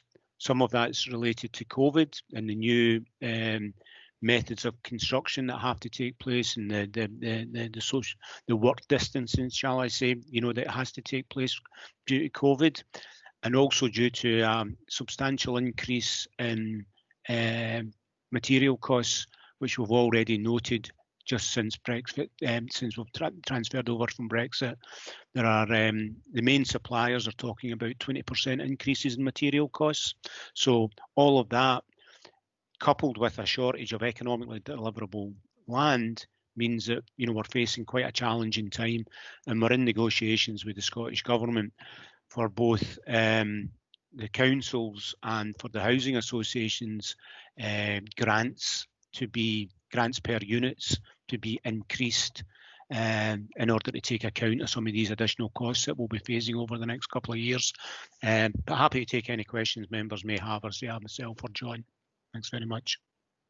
Yep, many thanks, Alan, for that update. Yep, and although sometimes you can give us sort of a gloomy outlook on the whole situation, the amount of work that is being delivered is still absolutely incredible. So you often hear praise from me on the work that's done between yourself and John and the team there, what you've delivered. When we look at pages 50 and 51 and see the amount of work that's going on in Lochaber, and if you can get the landing, the 85 that you're talking about there at Upper Acquisitive, that is fantastic work, and that goes a long way towards our list of people who've been looking for homes but for a long time. And more importantly, the fact that they're new homes, that's because there's no doubt about it, they'll be much more efficient than some of the houses that were thrown up here when there was house building going on apace, but having to meet needs then. Members, anybody got any other comments that you would like to ask? I've got certainly one from Andrew Baxter, since no one else is putting their hands up. I'll just read it out to you, Alan, if you bear with me a second. On the ship, item 7. Can we have more detail as to timescales and engagement with local communities? For example, what is the timescale for the Lochaber Housing Association feasibility study for the Kinlochleven site, and what initial discussions has there been with the Community Council? Likewise, the Strontian Dalmore site still has uncertainties over what will happen to the empty school building. What arrangements are in place if the adjacent village hall was needed for the community? What discussions has the council had with the village hall committee? What plans are there to demolish the school? What is the timescale for decisions on future use of the site? And if you don't want to go into detail on everything there at the moment, I'm sure you can send Andrew and copy us all in a response. But if you want to speak, quite happy to take it just now. Thanks. Okay, just on the Kinlochleven one, I spoke to Ronnie McRae this morning regarding that, and Ronnie says that's on hold because they want to arrange an actual physical site visit. So they're waiting to the end of the COVID period on on Kinlochleven. On Strontian, I'll have to come back to you because that was being led through the education department, and I know there's been discussions and we've given advice on assisted living housing in the NHS. So there has been discussion and there is a specific group set up there. But I'll come back to you. I can come back to Andrew and yourselves on what we see as potential timescales for that. But you know, we're not leading on it, but we are involved in it. But I will come back to you with more detail on that one. Many thanks for that, Alan. Do you want me to send on the yes, please. Aye, and I can respond directly then. Aye, that's good. Okay, members. Anyone else got anything else to ask about or comment on the Chair? There's 3 of us with our hands up. Aye, I was missing them there. My own fault is what I've done with my right hand at the moment. Okay, Ben. In that case, you'll be first. Thanks. Thanks, Chair. Thanks, Alan, for the report, which is just brilliant reading. The appendix of projects on page 52. It's fantastic to see such a huge long list of new house builds happening across Lochaber. And the thing I particularly want to highlight is the number of them that are outside the Fort William, Greater Fort William area. Well, you know what? It's fantastic to see more houses being built in and around Fort William, because I think we're all aware of the pressures there. It's really good to see so many houses being built in the more rural areas of Lochaber. You know, particularly Spean Bridge is one that the community's highlighted. Small Isles. I mean, this because I'm focusing ones in my own ward, but it is really good to see that. Alan, you might be aware that a former leader of the council was quoted in the West Highland Free Press suggesting ways to increase the availability of rural housing, and I think the method he highlighted was to try and reduce the ability of people from outside the area to buy houses locally. I noticed in the I think it was the one of the other area committees, Councillor Coburn was cited as saying, well, actually, that's not the problem. The problem is availability of land. It's not who's buying the house, it's the availability of land for new house building. I just wondered if you had, you weren't share your thoughts on that, whether the issue is we can't find land to build on at affordable price, or whether it's too much demand, or whether it's a mix of those two factors. Thanks very much. Thanks, Ben. I'll bring you in, Alan. And the other members, for some reason, my hand has gone down, or my hand system has gone down there. So I presume it'll be Blair and Dennis. But if you want to put your hands up, yeah, that's confirming. Thanks, Alan. Okay, sorry, on the question from Ben, which is actually a really good question. It is a little bit a mixture of both, but our prime difficulty is, and I always use the word economically deliverable land, or the phrase, because there's obviously sufficient land in the Highlands, but it's getting land that is close to services, that is not particularly in the Lochaber area, both peat and rock, which most of the land is. So it's actually getting land that we can deliver at affordable rates. And we need funding to open up the infrastructure for a lot of the land in the rural areas. Rural areas are, by their very nature, it costs more to build in rural areas. But the issue for us is lack of land that is readily and economically available to deliver the new housing solutions. So that is a far bigger issue to us than individuals perhaps purchasing individual properties in the rural context. It's availability of land that's our single biggest issue. Thanks, Alan. Okay, Dennis. Thank you, Chair. Apologies to Blair, because I think I was probably last in the queue, but I appreciate it. It'll be very swift. It's just entirely in the context of a specific question relating to 5.2.16, which is the Malig development. The reason for my question is simply that I did meet a few rumours locally about the issue about this site, and I noticed that you have a phrase which goes, start on site dependent on agreement being reached over access. I wonder if you could just give us any details about any difficulties on that one, because I wasn't aware of any previously, but as I say, I've heard a few rumours locally, and I would just be grateful for clarification on that. Thank you, Chair. Okay, thanks. John, is that one that you're more likely to know? Thank you, Chair. This is the one that it's not so much a difficulty, maybe that's overstated. There are issues to go through with in terms of crofting tenure, but hopefully there are technical difficulties that can be overcome. The Communities Housing Trust is acting on that as we speak.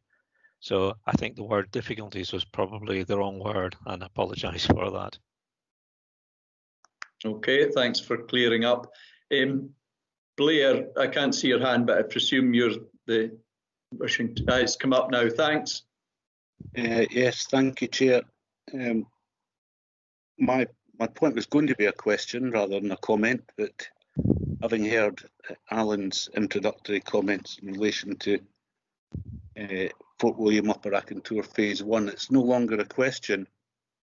And just I wanted to express how pleasing it is to get such a positive report about this site. Great news. 82 or 85 units in this phase is going to make a considerable impact in this part of Fort William, and indeed across Fort William as a whole, taken together with the Council's own project at the Blair. So a very well done to everyone concerned about in delivering that site. And I think it's equally as important, I'm sure, I don't need to remind any members present that this site is capable further up the hill of delivering a lot more houses, up to 300 houses, I think, although Alan might want to correct me in the latest numbers. And that this phase 1 will go some way to making that possible in future years as well. So that's great news. Thank you. Thank you, Chair. Thanks for that, Blair. Alan, do you wish to comment on that? No, Blair's right. You know, the site, it's a, you know, it has been a challenging site, there's no doubt about it. And, you know, we've had a lot of work, and there's been a lot of work by all parties concerned to make it, to make the site work. You know, like Link Housing Association, the Communities Trust, Lochaber Housing Association, the council, and as I say, I have to give thanks to the Scottish Government regional officers for supporting it as well.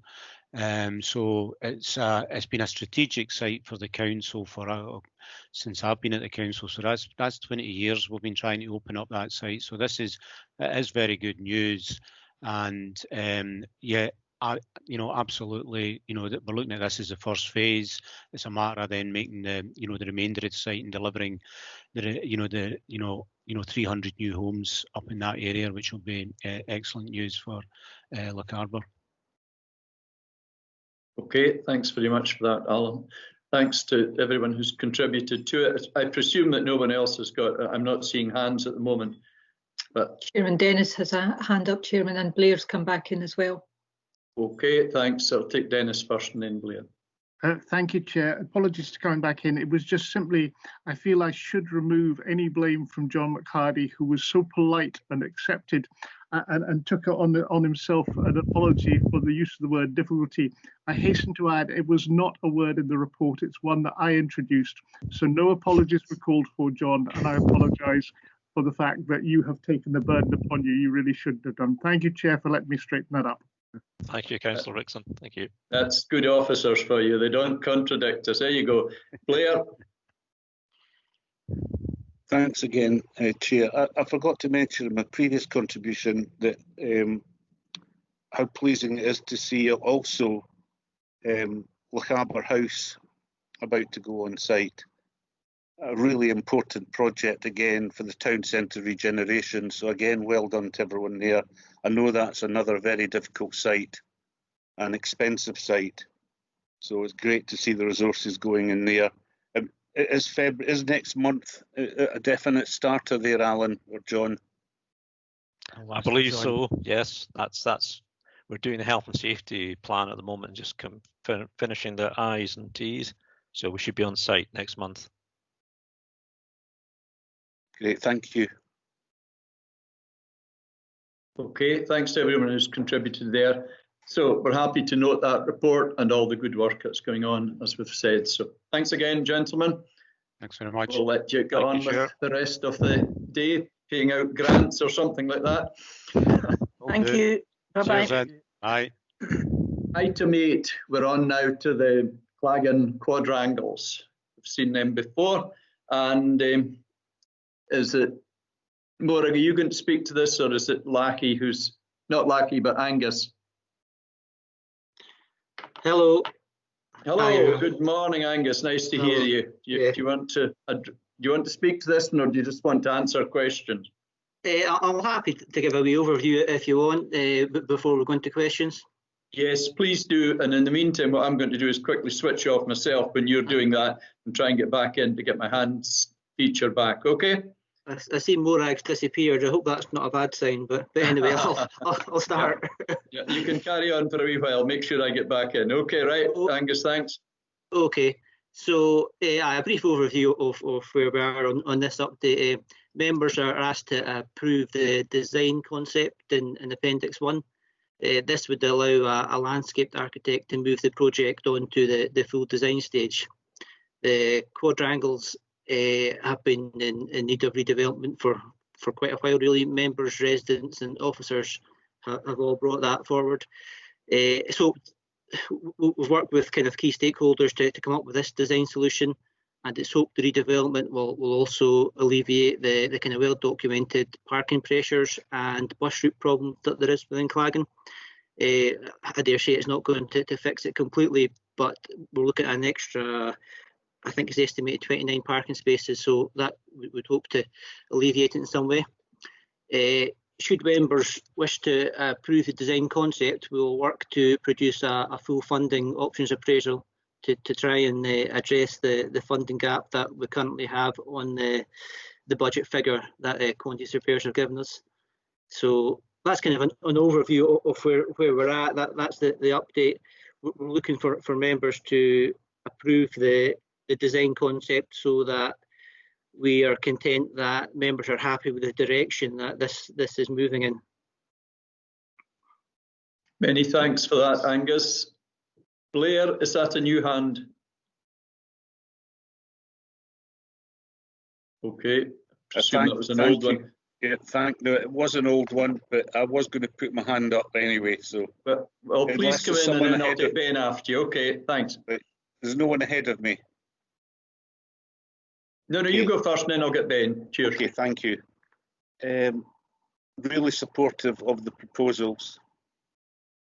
Long overdue, I think, as everyone's aware. This estate, well, to be honest, the estate is very shaming on the council. It's in a very poor condition, and I do hope that this will go some way to improving the environment there. Although I guess my comments are in the main around what's not in the report, and I understand why it's not in the report. The scope of the report is about the quadrangles. But my question, I guess, and it's maybe more one for our members rather than officers, but I'll be interested in contributions from both.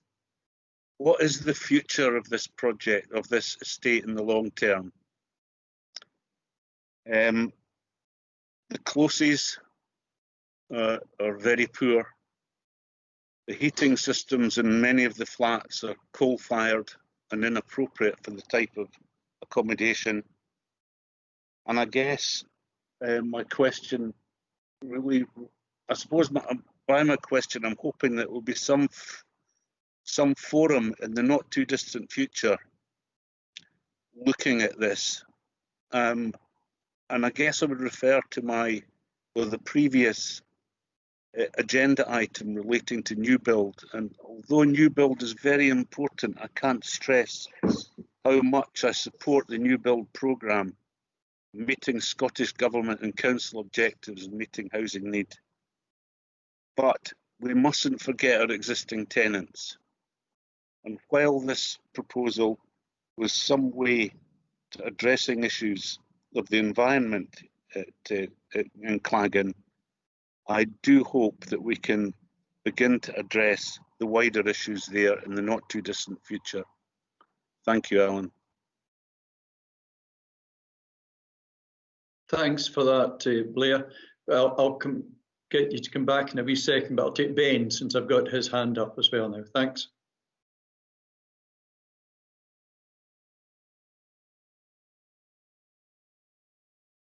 You don't often do it, Ben, but you've got the mute button. Thank you. Like Blair, I really welcome this. I grew up in Claggan, went to Lochaber Primary, and remember playing in these quadrangles a lot as a kid. They've long overdue. I just wanted to ask about the design. I can see the very positive response to it. I just wondered about what the sort of comments were from the 22% of respondents who didn't like the plans.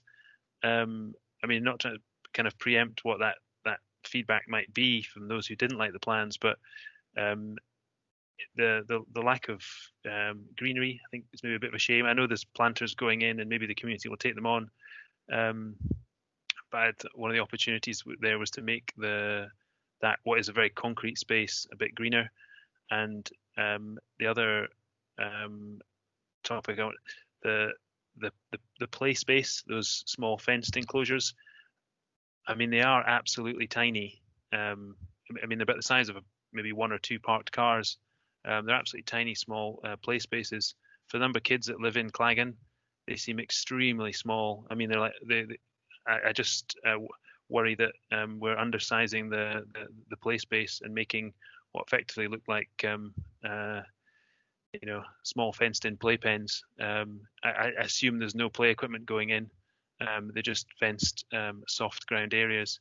I wish actually we could do better in terms of the play facility in there, and particularly if it's stone chipping going down, because if it's sharp aggregates, that will probably make a lot of the play space unavailable to kids.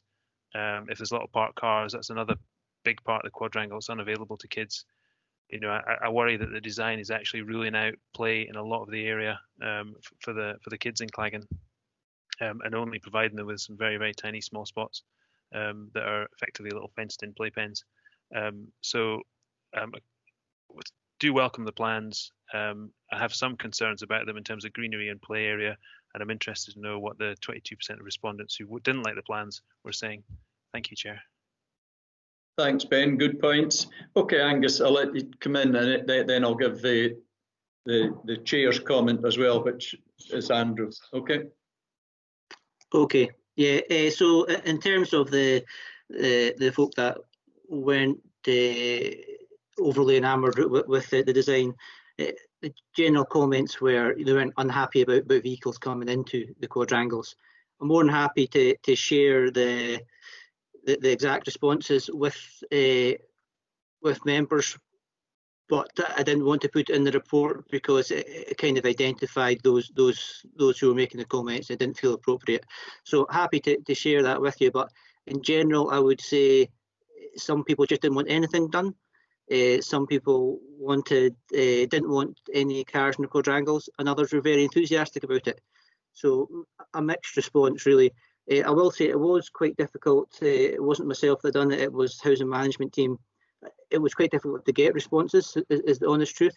The housing management team had to work very hard to get them. A lot of people just didn't want to be involved in the process, but we did get a fair amount in the end, but it took us a long time. In terms of the play areas and the lack of greenery and the general lack of kind of play area, I would say that this is a kind of early design, and what we're looking from members is, are they generally happy with this direction? If we need to increase the size of a play area, look to have play equipment, we can certainly go down that road.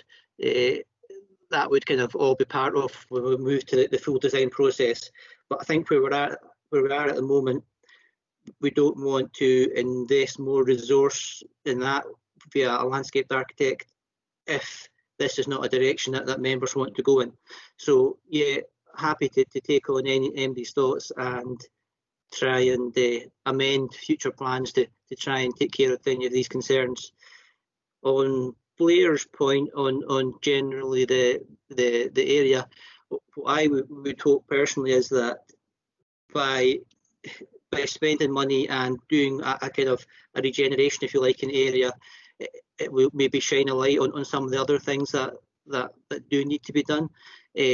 First of all, probably externally in terms of painting of closes, painting of externals, but then there's no reason why that can't move on to what we need to do in the long term in Claggan in terms of whether it be heating systems or insulation, etc., etc. Okay, thanks for the comments. Ben? So thanks, Chair, for allowing me back in, and thanks, Angus, for that response. Just on your comments there about difficulty of getting people to give feedback, can you say how many responses did come back, and what proportion that is of the number of folk who live in the two quadrangles? Thanks.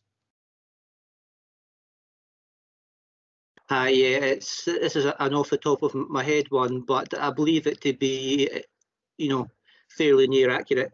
I believe around the quadrangles there's kind of 90 to 100 residents, and I believe the response rate was around 30%. Okay, thanks. Yep, I suppose that's on par with most consultations, isn't it? Might even be higher than some of them, to be honest. Okay, I'll just read out what Andrew's comments were on it there.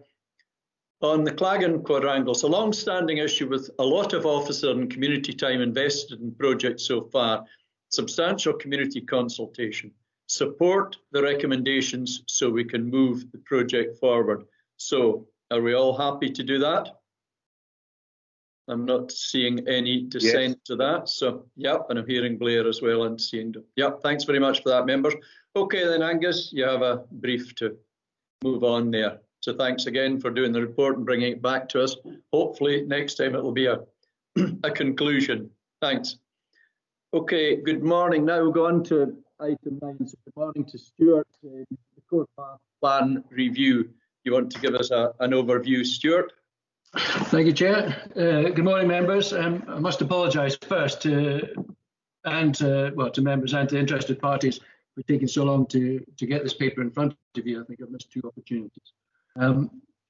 Today I'm asking members to let us submit an amended core path plan to the Scottish Government with outstanding objections to 9 proposals in the amended plan, to let us change 5 proposals in that plan, and to remove 3 proposed core paths, and to allow us to carry out a further 6-week consultation into those changes.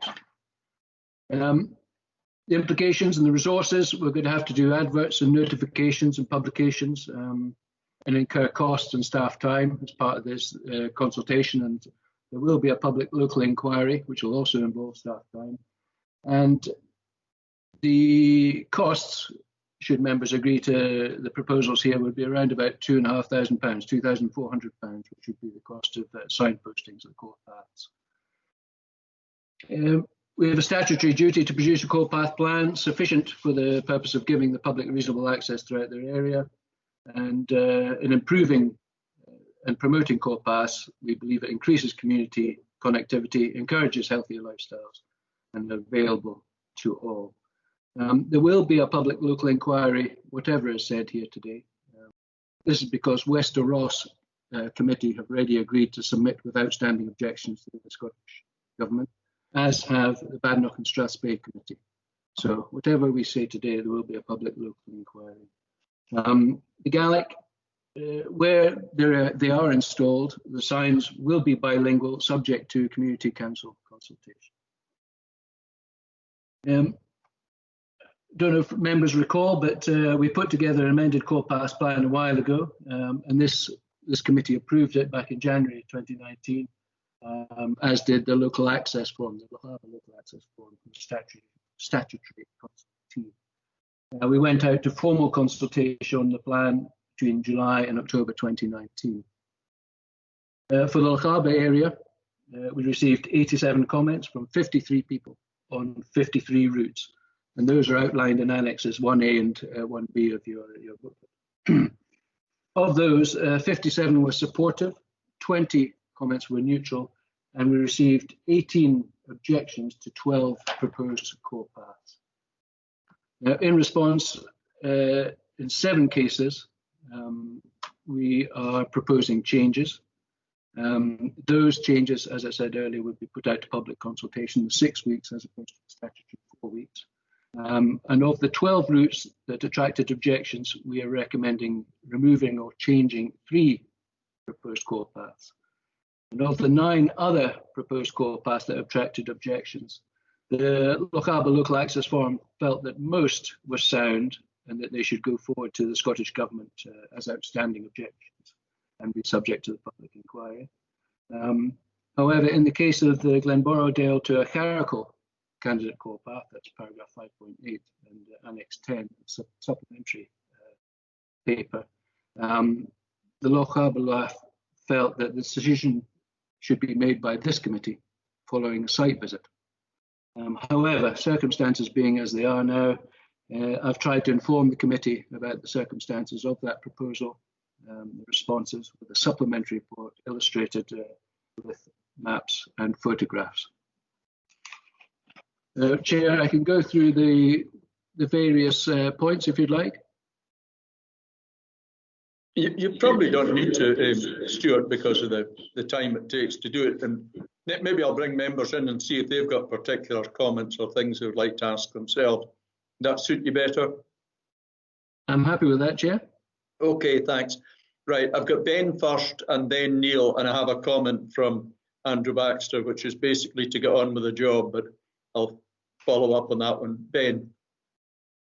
Thank you, Chair. I'd like to start by expressing my thanks to Stuart for his support in the work of the Lochaber Access Forum. I have the privilege of chairing it. I think it had fallen into a pattern of not meeting regularly or hardly at all, and with Stuart's great support and Donald Kennedy's support as well, We've got the Access Forum up and running again, and it's been well attended, and we've got a really good mix, I think, of community interests, landowner interests, etc. And we have some very good debates. So it's great to get the Access Forum up and running again, and I think the credit to that goes to Stuart particularly, and also to Donald Kennedy as well. One of the things Stuart might want to comment on, which is the background to the increase in the number of core paths, and as I understand it, the Scottish Government request that the Highland Council increase its core path numbers across the area, because there weren't many core paths. You can probably see that from looking at a map of Lochaber, lots of well-trodden routes that didn't feature on our core path map, and this is the product of that you see before you. So it's been quite a significant, it's been a huge piece of work by officers, and from our own perspective as the Lochaber Access Forum, the meetings to go through this work have been quite lengthy at times, but we've got there, and I think I fully support the report before you with all its recommendations. The one request I have, should the report be approved, in terms of signage, Stuart referred to community council consultation on naming, etc.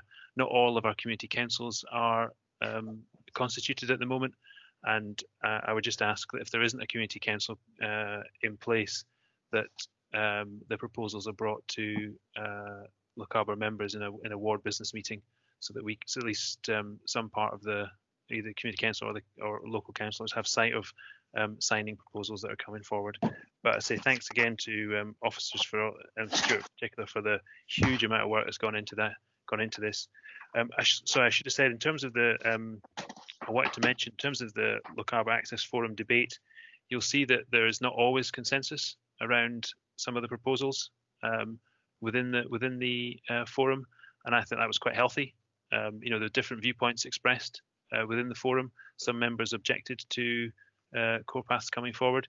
If I was to try and summarise them, I would say a large number, or possibly all of them, where there was a split opinion, were to do with forestry work, and whether it would be like, for example, the classic would be Lochshiel side, where there's only one forestry road, and the implications of a core path on that forestry organisation in terms of banksmen, etc. So the split opinions, if you like, to a large or almost all refer to extracting timber. So if we go through them one by one, hopefully that'll become clearer, but I'm just trying to summarise them for the benefit of members. Anyway, I'd say thanks again to Stuart for all his hard work, and I fully support the report. Thank you, Chair. Thanks, Ben. Thanks for the support shown there and reasons given behind as well. I'll take Neil in first, Stuart, and then I'll come back to you. Thanks. I'm really just echoing what Ben's saying. Thanks for the report, and just to highlight the importance of core paths during COVID. The often forgotten about paths have now been well trodden at the moment. It's such an important role to keep them open and available to the public. Thank you. Thanks for your support, Neil. Okay, Stuart. Thank you, Chair. In response to Councillor Thompson's first point, well, thanks, I appreciate it. You mentioned the reasoning behind the increase in core paths. Certainly, when we had our first core paths plan, back when we formed it between 2006 2008, and it was finally approved in 2011, it had quite a few objections to it. And one of the questions, and one of the objections was on the question of sufficiency, which is a key element on the success or otherwise of or measure of the appropriateness of a core path. Now, the reporter looked long and hard at that, the reporter who investigated the objections, and he said to us, at the next review of a core path plan, which this is, we needed to take serious consideration into identifying paths that go through remote areas, remote routes as core paths. And I think that's one of the overriding features of this review in Lochaber, certainly, is identification of routes such as Glenbora Delta Carachal or Glen Nevis to Lou Belt or up through Killicomet and the likes there. Some of these all strategic routes have been identified as core paths. And signage, yes, if there are no constituted community councils, we will come back to ward business meetings and ward members. Oddly enough, we do tend to do that anyway in terms of signposting, because the community council's opinion may say one thing, but we do like to come back to ward members and just run it past them anyway. It's a matter of course. And yes, I agree about the opinions. There's healthy statements made during the debates about whether or not route should be a core pass or not. And it was good. The Local Access Forum has various representations on it, land managers, recreational users and what have you. And I think the comments reflect there's different interests and different expertise. And yes, a lot of the comments in terms of uncertainty about the routes were forestry based. Appreciate Councillor McLean's comments. Yes, certainly in our experience, core paths were very important during COVID and the restrictions and lockdown, to the extent that the West Highland Way team and the Great Glen Way team, the long distance routes teams, were out prioritising core paths in terms of strimming and trying to keep them clear of vegetation and encroachment, so that people, when they're out on those core paths, could at least try to maintain the 2 metre physical distancing while they were using them. So I think that reflected our similar view on the importance of core paths. Yes, it's critical that we felt it critical anyway that the public in and around these areas and communities felt comfortable about walking out and about, and core paths do give them that security. Chair. Many thanks, Stuart. Yep. Good to hear that nothing changes in debate at the Access Forum there. Healthy debate is always good. And yeah, currently I'm doing a jigsaw, and if it wasn't for core paths, I would never get it put together, that's for sure. What Andrew said, just to summarise it, it's quite a simple little statement. Support the officer's recommendations, particularly in relation to Glenborradale. So I think that's what everyone is saying, reaching consensus there, and with adding just the fact that what Ben said to highlight that signage is brought back toward business meetings if need be, and Stuart has given us that reassurance as well. So members, we're all happy to approve and modify and approve as it said. Thanks very much for that support. Okay, Stuart, thanks again for your input and all the work that you do in this. Most people would never realise how much work is involved and behind it, even one path, never mind the whole of the Highlands. Thanks very much. Thank you very much, Chair. Thank you, members. Okay, members, that takes me on to the next one, and it's the Torlundy partial deletion. We've got Richard Porteous with us here, but is there any need to discuss this? Has members got anything that they wouldn't wish to support this? It's a pretty simple little thing, the 300 odd metres to delete. Normal piece of work. Okay, members, we're all happy to support. So there you are, Richard. You're off the hook. Thanks for turning up though, for all that. Okay, and that takes us on now to item 11, which is the Banavie Safer Routes to School. That's on pages 63 to 78. And I see Lisa popping up here. So would you like to speak to this one, or are you happy that members support? I think it's worthy of a wee bit of talk, isn't it?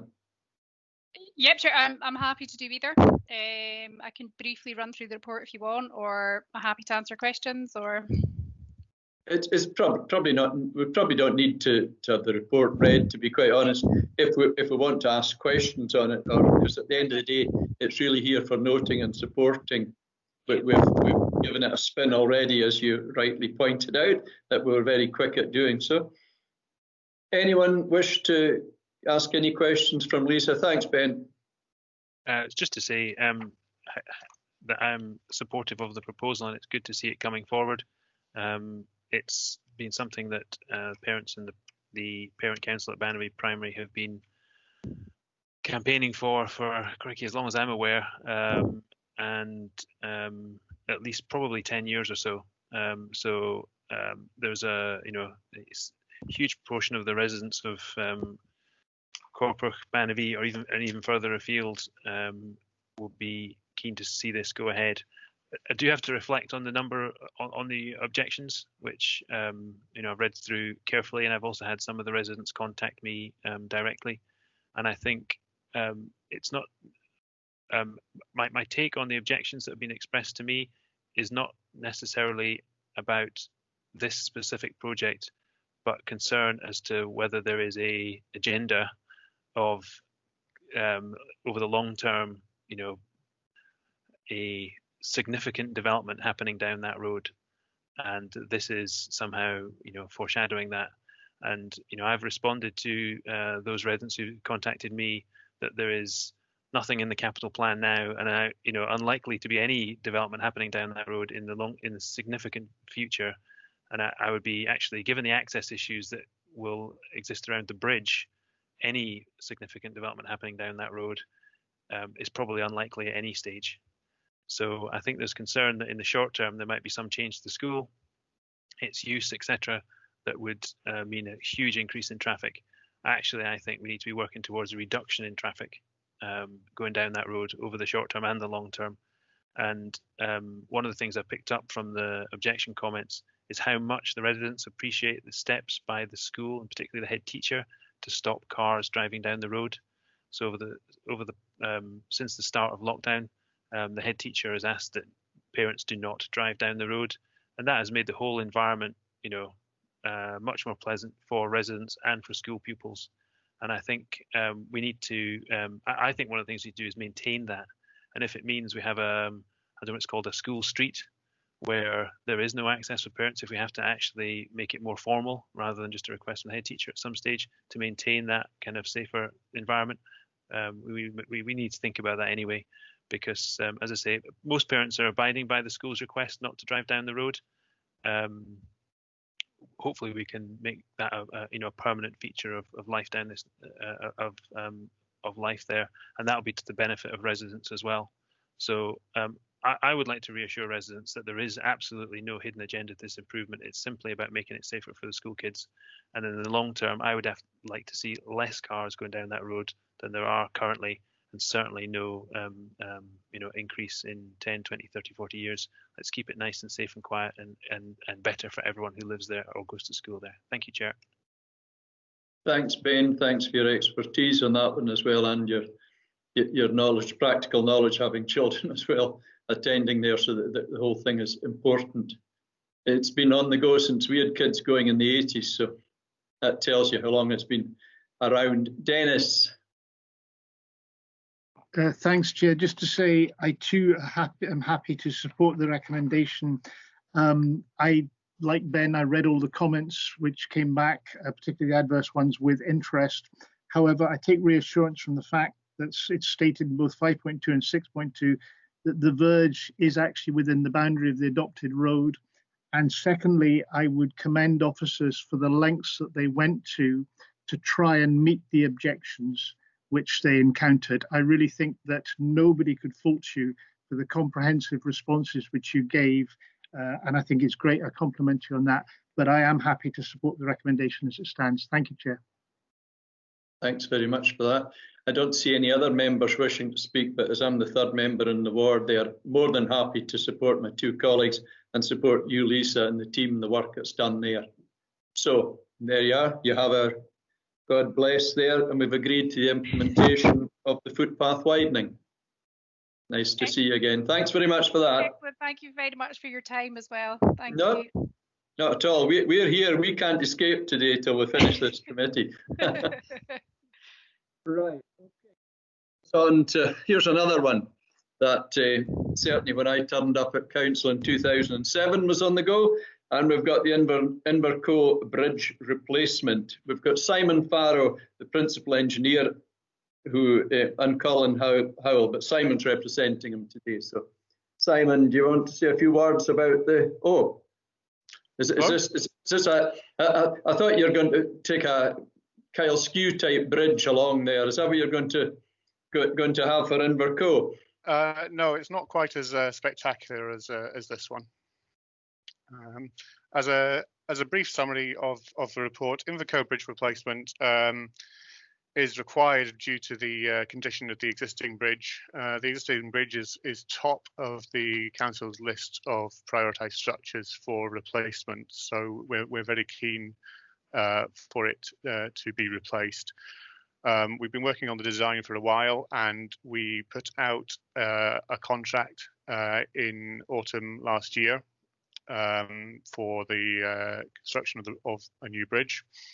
The tender returns came back and we identified two significant issues. One was we had not, there had been significant discussion about the marine license conditions, particularly the period in which working in the water, when working in the water was allowed, which is required to build the bridge. That was subject to protracted discussions during the tender process. The result of this was a lack of confidence from the tendering contractors that the bridge could be constructed within our originally planned 12-month period. And the contractors were telling us that could go as high as 2.5 years, which would encompass 3 separate working in water periods. The working in water period is primarily due to the migrating salmon. This had a knock-on effect on the price of the contracts, and as a result, all tenderers returned prices which were significantly in excess of our available budget. We therefore reached the decision that the project should be postponed for a year to allow these issues to be addressed. So following that, we've been working away towards that retender, and we've been following a number of lines of work to ensure that the bridge construction can go ahead next year. We requested additional budget from the capital programme. This went ahead of the full council earlier this month and has been approved. We've had further discussions with the Fisheries and Marine Scotland over the working in water periods and the allowable construction activities that we can undertake, both during the working in water period and out with that. And we've also entered into discussion with the tendering contractors over ways that they believe that we could revise our documents and design to reduce the costs. This was mostly about the working in water and the temporary works associated with that. We've also revised the procurement programme to allow a slightly earlier start on site. So at the moment, our proposed programme is that we will start procurement in May, looking to award the tender in October and start on site in November 2021. Construction will then run for around about 18 months or just little bit less with a view for construction being complete in March 2023. That is my update on Inverco, and I am happy to take questions. Okay, thanks very much for that, Simon. Yeah, been a long, protracted business. It probably was about £1 million when it started that job. But you notice that were members marine license mentioned there, but this is freshwater, which is difficult as well to work through. Anyone got any particular questions there? I'm not seeing any hands going up, but maybe I've lost that function again, although I had it a wee minute ago. Is everyone quite happy to note the update there? And I know that Andrew's already made comment on that previous one. Okay, I'm getting the thumbs up from everyone, so thanks very much for that, Simon. Okay, I hope that goes according to plan for you there. Thanks. Thank you very much. Okay, members, that takes us now to the item that you've probably all been waiting on there, which was the minutes that were circulated of the Lochaber committee held on the 28th of September. Are you happy to approve these? Yep, I'm seeing the thumbs up. And the special Lochaber committee on the 11th of December. Likewise. Okay. So that brings us to the end. Thanks very much to the officers who've all participated, helped us get through this, which was quite a long agenda there. I would have liked to have seen personally something on the roads budget, the proposed capital roads budget, but I've spoken to Andrew about it. Somehow or other, that one got missed out, because I think we should have been discussing it like the other area committees, so that we know what happens as soon as we get into the new year and can get the new financial year and get the programme up and running. We know the money is there and it's been allowed for, so it would have been good to have that, but we didn't. Anyway, members, thanks very much, and to all the officers there for helping us put it all together. So you can have your lunch, and we'll see our own members back at 2 o'clock for the ward business meeting. Okay, thanks.